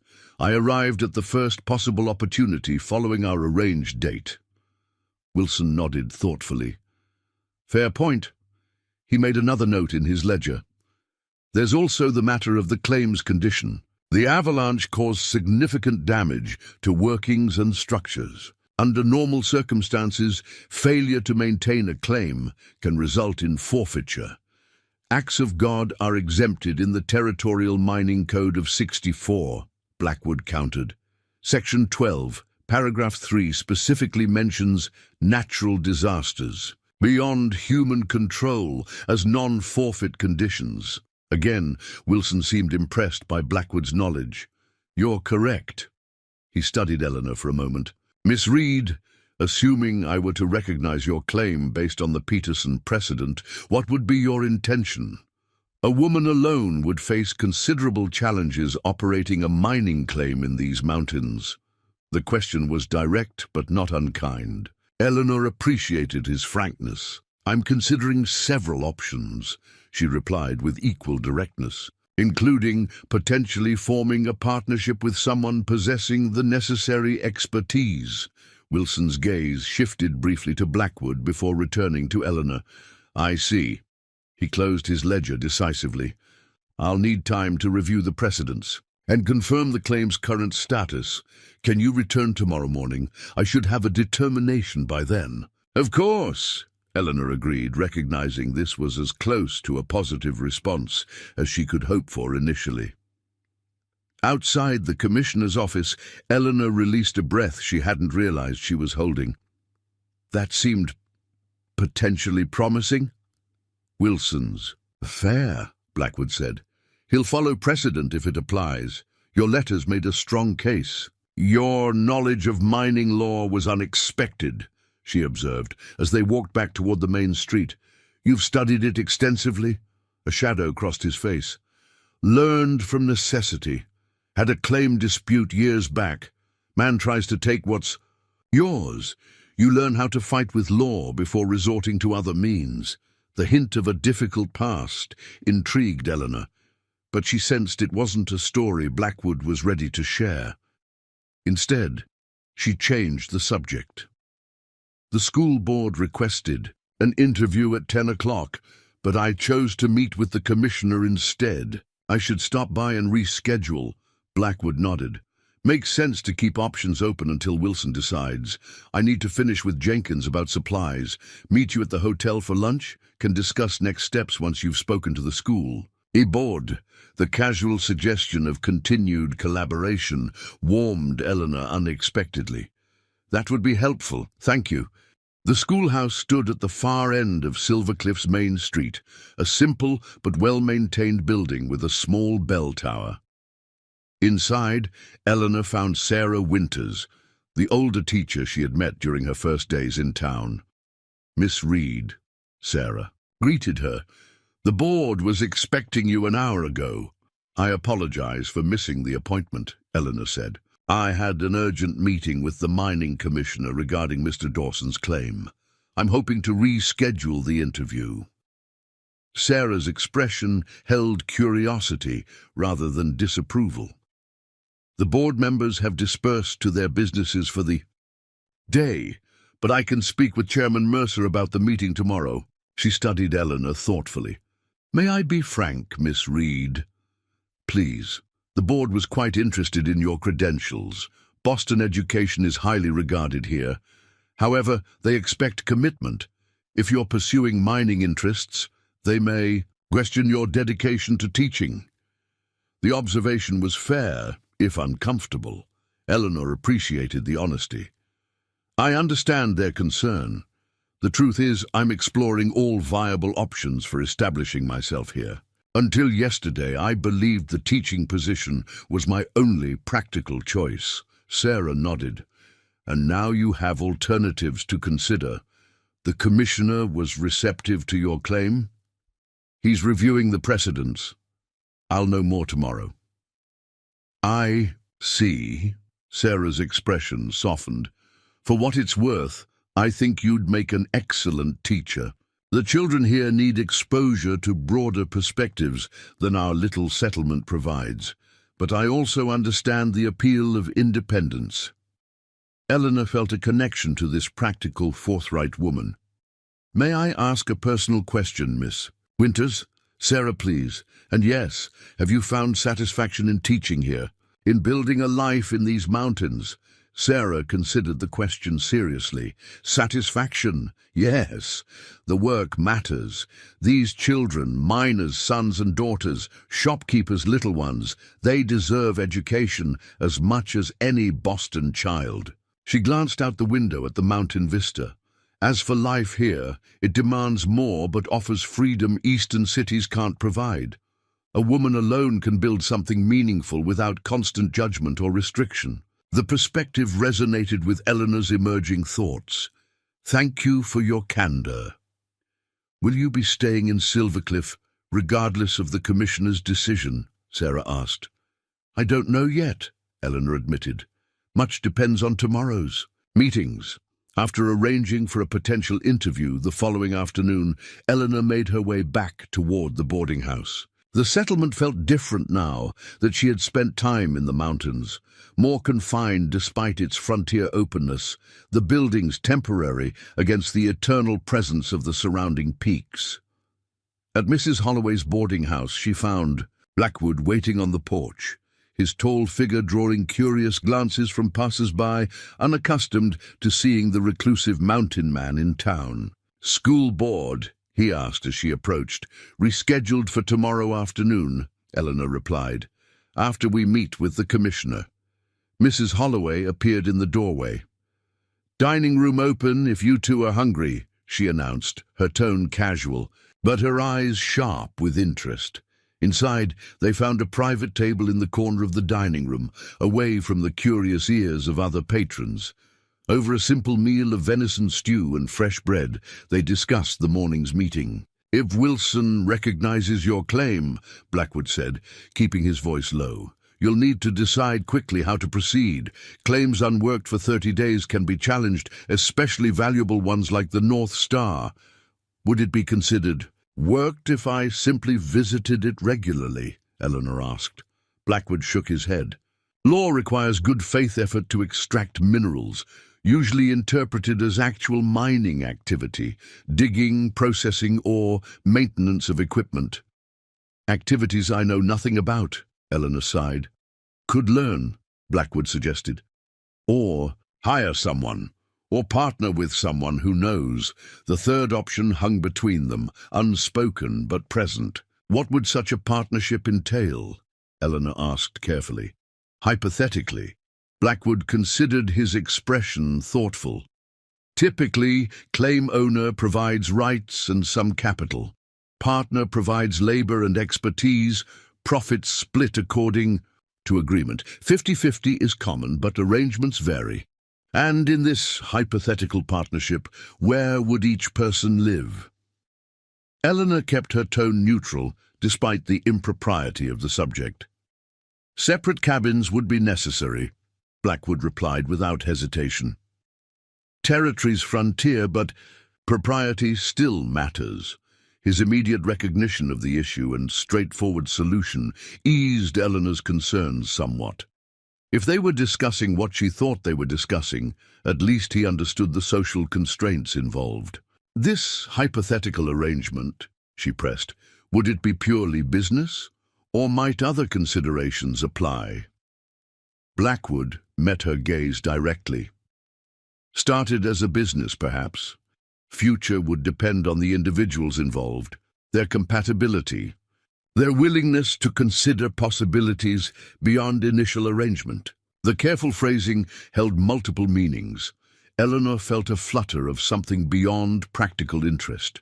Gabriel Blackwood was a compelling man, intelligent, capable, principled.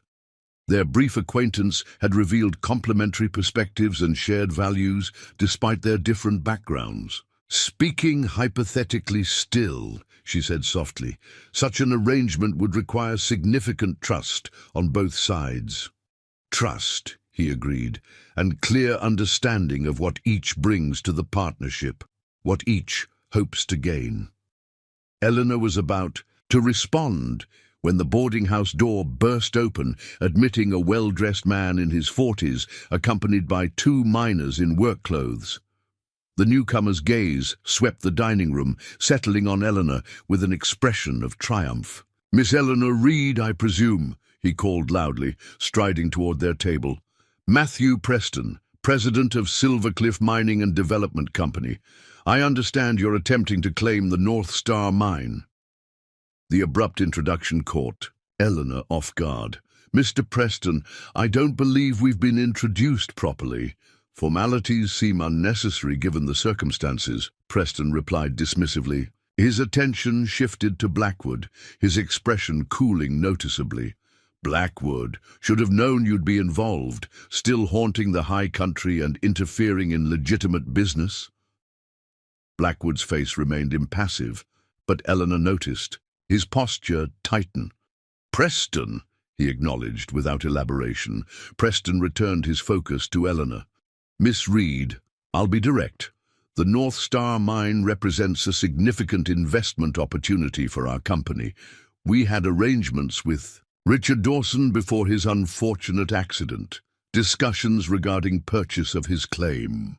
"Strange," Blackwood commented. "Dawson never mentioned selling to you, not even when we discussed his future plans 2 days before the Avalanche." Preston's jaw tightened. "The negotiations were preliminary, but substantive enough that our company has filed a prior interest claim with Commissioner Wilson this morning." Eleanor felt a chill of understanding. "You're contesting my claim to the North Star." "Merely asserting our company's pre-existing interest," Preston corrected with a thin smile. "Business is business, Miss Reed. The North Star requires significant capital to recover from the avalanche damage. Capital a woman alone simply doesn't possess." The condescension in his tone ignited Eleanor's determination. "My financial resources are not your concern, Mr. Preston, and any arrangements you claim to have had with Richard died with him unless you have signed documents, which I suspect you do not." Preston's smile faltered slightly.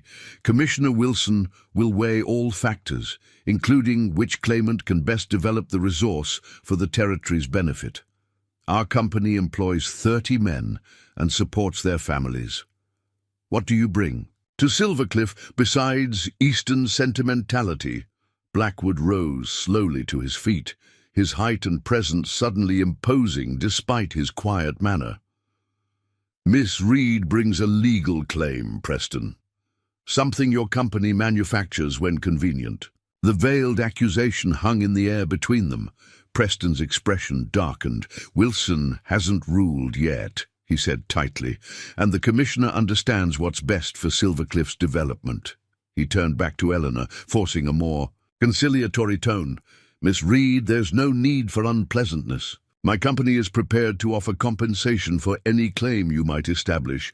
$300, a generous sum that would allow you to return east comfortably, or establish herself here without your interference," Blackwood countered. Eleanor found her voice.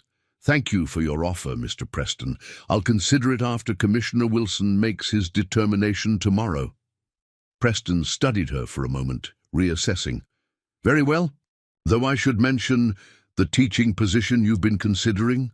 The school board chairman happens to be my brother-in-law. Your prospects there might be affected by your decision regarding the mine." The thinly veiled threat confirmed Eleanor's growing understanding of Silvercliff's power structure.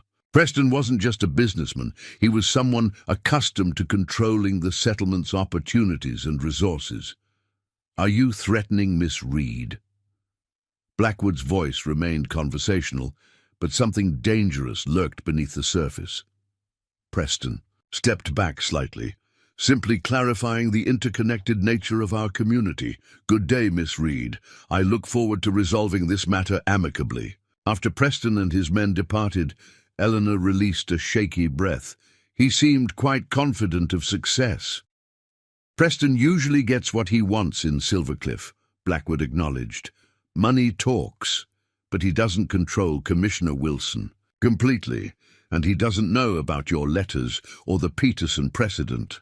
"He implied he could block the teaching position," Eleanor said, troubled by the interconnected obstacles suddenly appearing in her path. "Probably could," Blackwood agreed. "His influence reaches most corners of town. But not the mountains," Eleanor murmured almost to herself. Blackwood's gaze sharpened. "No, not the mountains." The simple exchange conveyed volumes. In that moment, Eleanor understood that whatever path she chose would involve opposition from Preston and his allies. The simple future she had journeyed west to find had transformed into something more complex, a contest of wills and resources with her independence at stake. "What do you know about Preston's company?" she asked. "Buys up smaller claims, consolidates them into larger operations. Not illegal, but his methods sometimes border on coercion." Blackwood's expression darkened. "He's had his eye on the upper. Valley claims for years, Richard's mine others, and Hidden Valley." The question slipped out before Eleanor could consider its implications. Something protective flashed in Blackwood's eyes. "Preston doesn't know about Hidden Valley. Few do, and it stays that way." The fierce declaration revealed more about Gabriel Blackwood's connection to his mountain sanctuary than any direct explanation could have. That valley wasn't just his home. It was something he guarded, valued above all else. "I understand," Eleanor said softly. Their conversation was interrupted by Mrs. Holloway appearing with coffee. "That Preston," she muttered as she filled their cups. "Always throwing his weight around. Been trying to buy my boarding house for 2 years." "Why? Does he want it?" Eleanor asked. "Location. Wants to tear it down, build company offices." The landlady sniffed disapprovingly. "Offered twice what it's worth, but some things aren't for sale." The sentiment resonated with Eleanor. Some things weren't for sale, including, she was beginning to realize, her right to determine her own path forward. "If the commissioner rules, in my favor tomorrow," she said to Blackwood after Mrs. Holloway departed, "Preston will only increase his pressure." "Likely," he agreed. "Man doesn't like losing." Eleanor straightened her shoulders. "Then I should be prepared to stand firm. Would you—" She hesitated, then continued with newfound resolve. "Would you be willing to discuss that partnership we were hypothetically considering?" "Not hypothetically." Blackwood's expression remained carefully neutral, but something in his eyes kindled to life. "Yes," he said simply. "I would." Dawn arrived with a clarity that matched Eleanor's resolve. The previous evening, after Preston's departure, she and Blackwood had discussed the practical aspects of a potential partnership until Mrs. Holloway's curious hovering had made private conversation impossible. They had agreed to meet after the commissioner's ruling to finalize their plans. Whatever those might be, Eleanor dressed with deliberate care, selecting her most formal attire, a charcoal grey travelling suit with subtle burgundy trim. The outfit had been purchased for her arrival meeting with Richard, a detail that now seemed fitting as she prepared to claim his legacy. When she descended to the dining room, she found Blackwood already waiting. He too had made concessions to the day's importance, wearing a clean buckskin jacket over a crisp white shirt. His dark hair was neatly combed, his beard trimmed. The effect was striking, wilderness refinement that suited him better than conventional town attire would have. "You look prepared for battle," he commented quietly as she joined him. "In a sense I am," she replied. "Preston made it clear yesterday that this won't be simple." "Nothing worthwhile usually is." Blackwood's steady gaze conveyed confidence in her ability to face whatever challenges lay ahead. Wilson opens his office at 9. We should be first in line. They found the mining commissioner already at his desk when they arrived, ledgers open before him. His expression gave nothing away as he gestured for them to be seated. "I've reviewed your documentation extensively, Miss Reed," he began without preamble. "The Peterson precedent does indeed apply to your situation. Your correspondence with Richard Dawson establishes clear intent to marry, and your financial investment in traveling to fulfill that arrangement represents good faith effort." Eleanor felt a surge of hope. "Then you recognize my claim to the North Star?" "I do," Wilson confirmed, "with certain conditions." "What conditions?" Blackwood asked, his tone revealing nothing.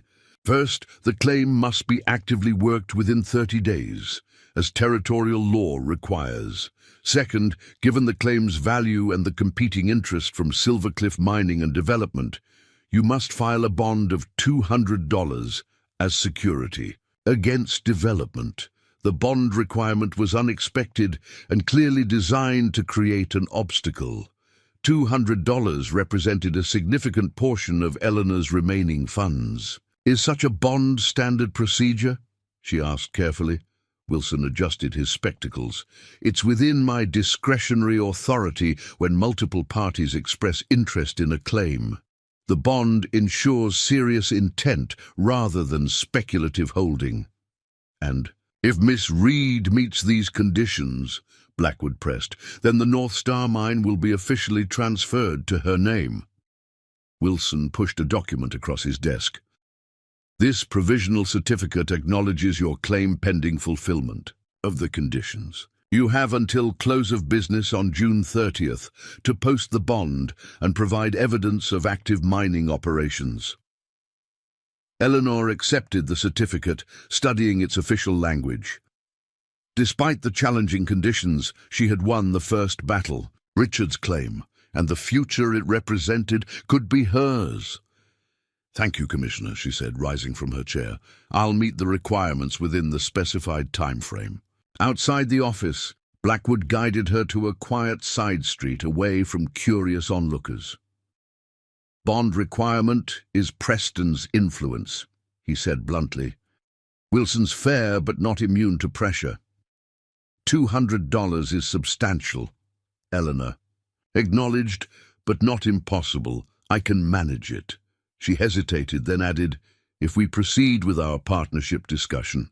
Blackwood nodded, understanding the qualification. "Partnership would make meeting both conditions easier. I have equipment, expertise. You have the claim rights and sufficient capital for the bond." "Then we should formalize our arrangement," Eleanor suggested. "Before Preston discovers Wilson's ruling and increases his efforts to block us." "Territorial courthouse," Blackwood agreed. "Can file partnership papers there. Make it official and legally binding." The courthouse occupied a modest building near the center of Silvercliff. Inside, a clerk provided the necessary forms for establishing a mining partnership. Eleanor and Blackwood worked together to complete the documentation, specifying equal ownership, shared responsibilities, and mutual benefits. "Need to list residential arrangements," the clerk mentioned, not looking up from his ledger. "Territory requires clear documentation of living situations in business partnerships between unmarried persons of opposite gender." Eleanor felt heat rise in her cheeks, despite the practical nature of the requirement. Blackwood answered without hesitation, "Separate residences. Miss Reed will occupy the reconstructed cabin at the North Star claim. I maintain my existing residence nearby." The clerk nodded, recording this information without comment. After reviewing the completed documents, he applied the territorial seal and handed them each a copy. "Congratulations," he said with bureaucratic indifference. "Your partnership is officially registered." Outside the courthouse, Eleanor felt a curious mix of emotions, relief at having secured her claim and established a viable path forward, uncertainty about the practical challenges ahead, and something more complex regarding the man now officially her business partner.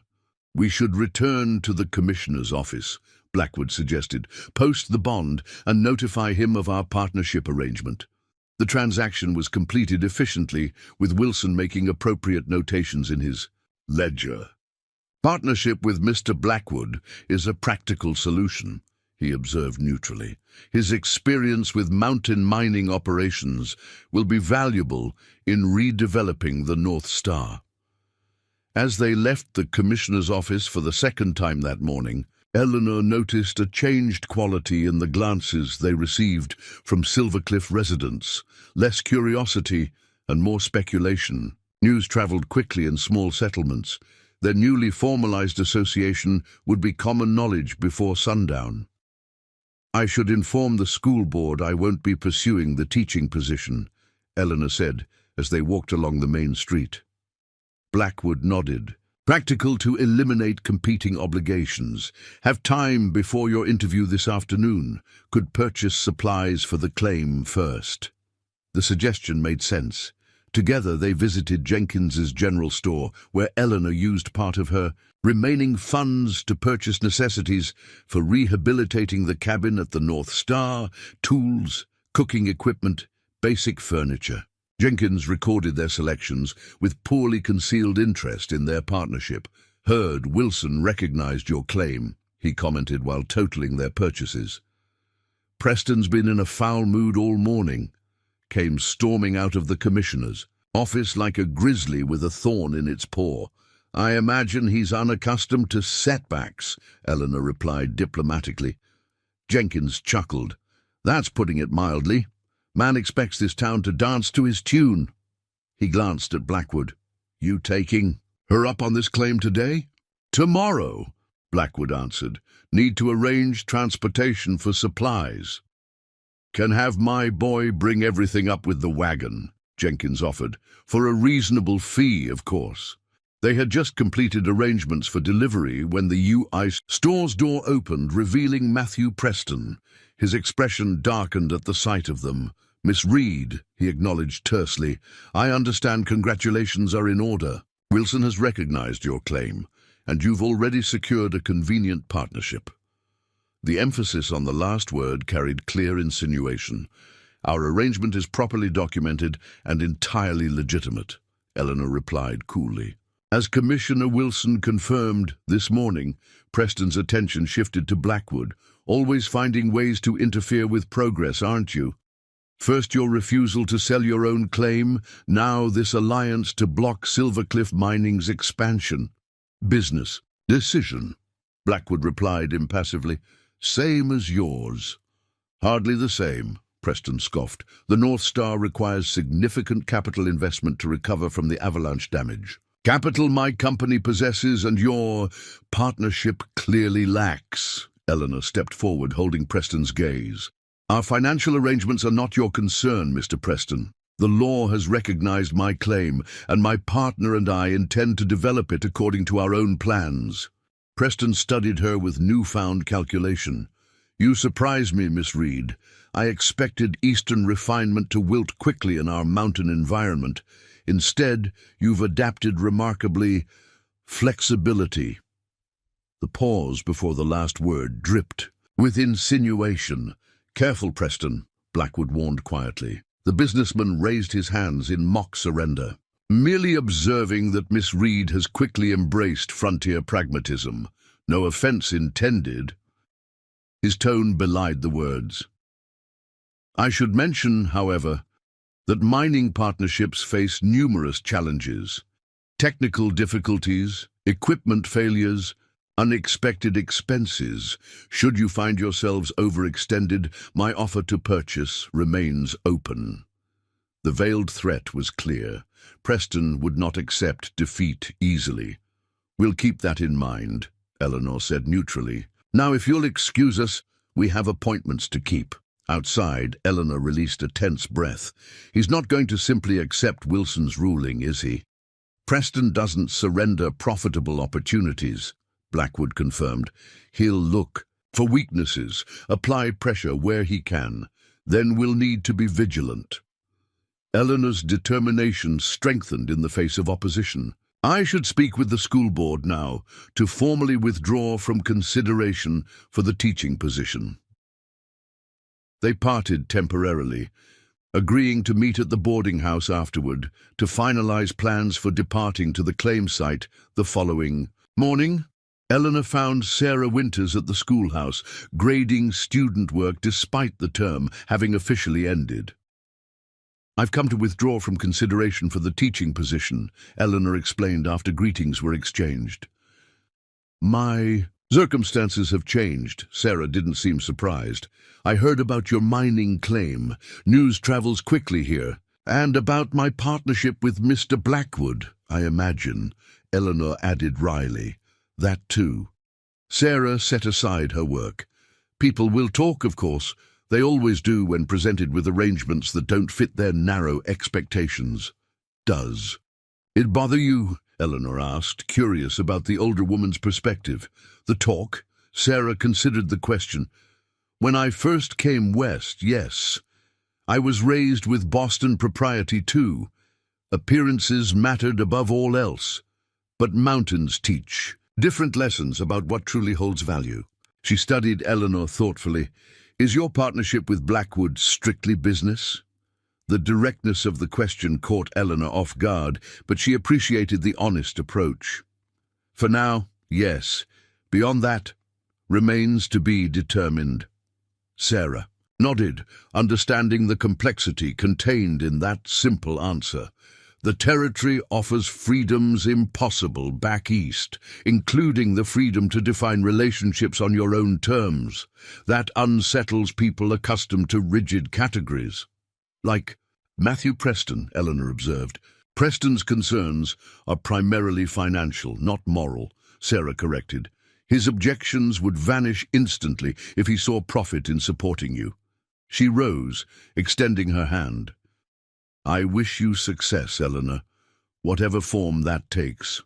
The conversation left Eleanor feeling strangely light-hearted as she returned to the boarding house. Sarah's perspective had reinforced her growing belief that life in the Colorado Territory offered possibilities beyond the constrained roles available to women in Eastern society. Blackwood was waiting on the porch, his pack horse already loaded, with supplies for their journey. Jenkins' boy will follow tomorrow with the wagon, he reported. Weather looks clear for travel. Mrs. Holloway emerged from the boarding house, wiping her hands on her apron. So, it's true then, she said without preamble. You two are partnering on the North Star claim. We are, Eleanor confirmed, seeing no reason for evasion. The landlady nodded decisively. Good. About time someone stood up to Preston's land grabbing. Been swallowing up every promising claim in the county. You're not concerned about propriety? Eleanor asked, somewhat surprised by Mrs. Holloway's apparent approval. Propriety? The older woman snorted. Girl, this is Colorado Territory. Folks who survive here focus on practical matters, not drawing room gossip. You and Blackwood have skills and resources that complement each other. Makes perfect sense to join forces. The straightforward assessment was refreshing after Preston's insinuations. Eleanor felt a renewed appreciation for frontier directness. Will you be keeping your room here? Mrs. Holloway asked. No, Eleanor replied. We'll be rehabilitating the cabin at the claim site. I'll settle my account before departing tomorrow. The landlady nodded. Figured as much. Well, your room's always available if you need to come to town for supplies or to escape mountain solitude for a spell. As evening approached, Eleanor and Blackwood finalized their plans over dinner in the boarding house dining room. They would depart at dawn, taking the most direct route to the North Star claim. The journey would require most of a day, but would position them to begin work immediately on clearing Avalanche debris and assessing the mine's condition. Cabin won't be habitable immediately, Blackwood cautioned. We'll need to construct a temporary shelter while rebuilding. "I'm not afraid of difficult conditions," Eleanor assured him. "Boston winters taught me to endure discomfort when necessary." A rare smile touched his features. "Mountains will test that endurance, but I suspect you'll meet the challenge." As they finished their meal, Eleanor became aware of curious glances from other diners. Their partnership was clearly the subject of speculation throughout Silvercliff, yet she found herself remarkably unconcerned with others' opinions. The path she had chosen offered purpose, independence, and potential prosperity, considerations that far outweighed conventional propriety. Dawn broke clear and cold over the mountains as Eleanor prepared to depart Silvercliff. She had packed her belongings carefully, taking only what would be practical for life at the mining claim. Her Boston finery remained in trunks stored in Mrs. Holloway's attic, relics of a life that already seemed distant. Blackwood waited with the horses, his expression revealing approval of her practical attire, sturdy riding skirt, wool jacket, and serviceable boots. "Ready?" he asked simply. "Yes," she replied, mounting her mare with growing confidence. The animal was becoming familiar, responding to her commands with increasing trust. They rode out of Silvercliff as the settlement was just beginning to stir, following a trail that wound into the mountains toward Silver Pine Gulch. The morning air was crisp with pine scent and the promise of new beginnings. "Once we reach the claim," Blackwood said as they rode side by side up a gentle slope, "first priority was clearing a safe path to the mine entrance. Avalanche debris makes navigation dangerous, and after that, assessment of mine workings, determining what equipment survived, what needs replacement." He glanced at her. "Establishing your living quarters." The practical focus was characteristic of him, but Eleanor sensed something more beneath his methodical planning, a commitment to ensuring her safety and comfort despite the challenges ahead. By midday, they had climbed high enough to glimpse Silver Pine Gulch in the distance. The devastation remained stark, a swathe of destruction cutting through what had once been forest. Yet something had changed since Eleanor's first viewing of the site. Perhaps it was her perspective, or perhaps it was the tiny green shoots beginning to emerge among the debris, nature's first efforts at reclamation. "Life returns," Blackwood commented, noting her gaze. "Take 50 years, but the forest will regrow. Different, but strong again." The observation contained wisdom, applicable beyond the landscape. Eleanor thought of her own transformation since arriving in Colorado, the shattering of expected futures, the period of uncertainty, and now the emergence of new possibilities as they descended into the gulch. Following carefully the trail Blackwood identified as safest, Eleanor caught sight of something unexpected, a flash of blue among the browns and greys of the avalanche debris. "What's that?" she asked, pointing. Blackwood squinted. "Looks like fabric. Strange." They approached cautiously, mindful of unstable ground. As they drew closer, Eleanor gasped in recognition. Amid the jumbled rocks and broken timber lay a weathered trunk, its lid partially open, revealing glimpses of clothing and personal items. "Richard's trunk," she breathed. "The avalanche must have carried it from the cabin." Blackwood dismounted, testing each step before putting his full weight down. He reached the trunk and carefully examined its contents. "Clothing mostly," he reported. "Some books, papers." He retrieved a leather-bound volume and a packet of documents tied with string. "Might be important. Claim records, maybe."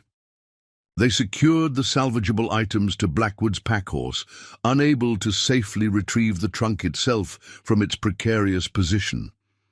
The unexpected discovery felt significant, a tangible connection to Richard Dawson and the life he had built. Here, by late afternoon, they reached the mine entrance, partially obscured by debris, but intact. Blackwood dismounted to examine the timber supports. "Structures sound," he announced after careful inspection.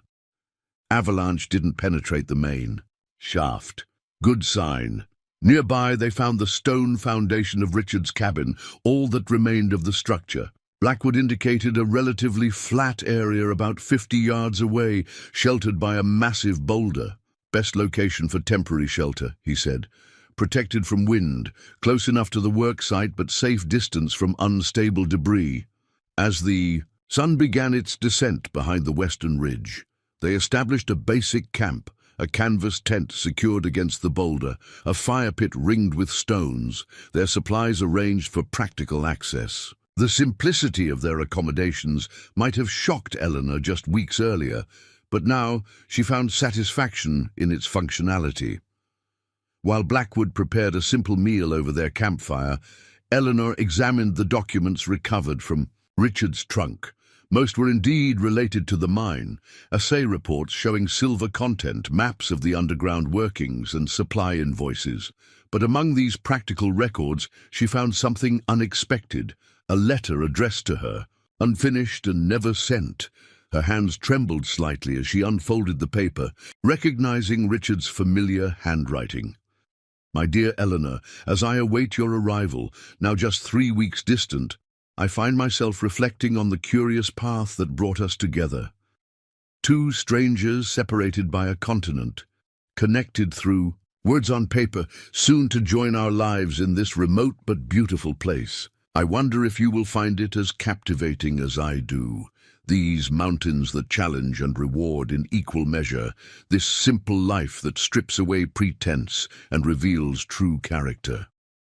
I've prepared the cabin as best I can, though I know it will seem modest compared to your Boston home. What it lacks in refinement, I hope it compensates for in honesty and potential. Like this land, it is unfinished, waiting for your touch to transform it into something more complete. There is something I must tell you upon your arrival, a development regarding the mine that may alter our plans somewhat.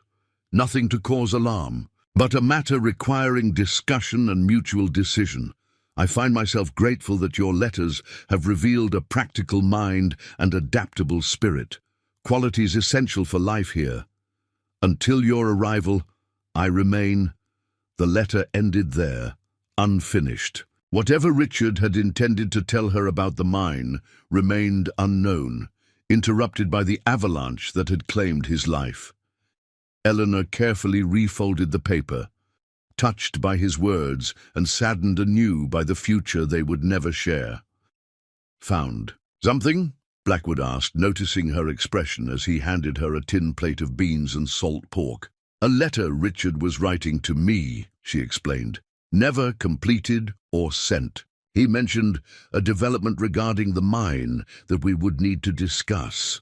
Blackwood frowned thoughtfully. Might explain why Preston's so interested.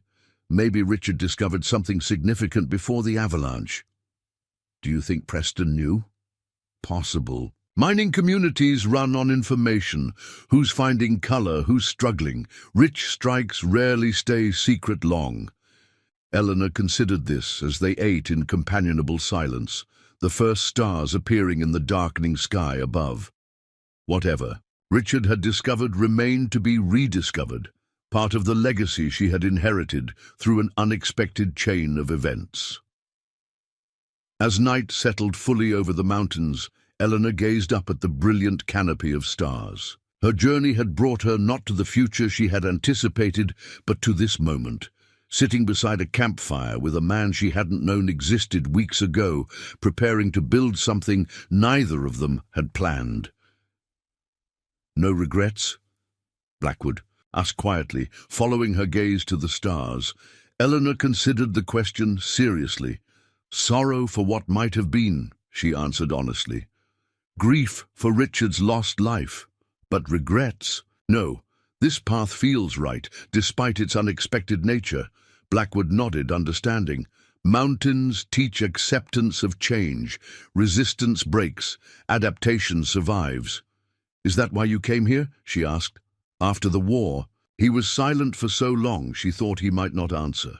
Finally he spoke, his voice low. Came seeking isolation. Found perspective instead. Mountains don't care about a man's past or his missing arm. Judge only by what he builds. how he endures. The simple explanation revealed more about Gabriel Blackwood than any detailed history could have. Like her, he had come to the Colorado Territory seeking something different from his previous life. Like her, he had found unexpected possibilities in these rugged heights. "Tomorrow we begin building," he said, rising to bank the fire for the night. "Partnership starts with clearing debris, re-establishing the claim." And after that, Eleanor asked, wondering how their future might unfold beyond immediate practicalities. Blackwood looked at her across the glowing embers, his expression softening in the firelight. "After that, we discover what the mountains have waiting for us, together." The word contained possibilities neither of them had articulated yet, a promise of shared endeavor that might grow into something more profound. Eleanor smiled, accepting both the immediate plan and the open-ended future it suggested. In the morning, they would begin the physical work of reclaiming Richard Dawson's legacy from the Avalanche's destruction. But something else was already taking shape between them, a connection built on mutual respect, shared purpose, and the recognition of complementary strengths. Eleanor Reed had traveled west, seeking a predetermined future with a man she knew only through letters. Instead, she had found an unexpected path forward, with a man revealed to her through actions rather than words. The mountains had destroyed her original plans, but offered something perhaps more valuable in return: the freedom to build a life, on her own terms, alongside someone who valued that same independence. As the campfire subsided to glowing coals, Eleanor gazed once more at the stars blanketing the mountain sky. Boston seemed a lifetime ago. Its constraints and expectations faded like distant memories. Here, amid the challenging beauty of the Colorado Territory, she had found not just a claim to a silver mine, but a claim to her own destiny.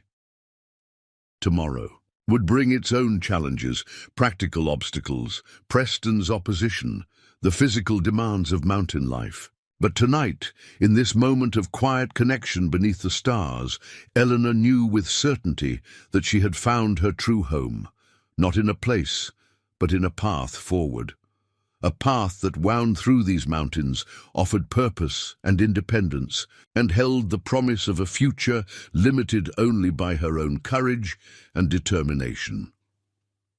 Up next, you've got two more standout stories right on your screen.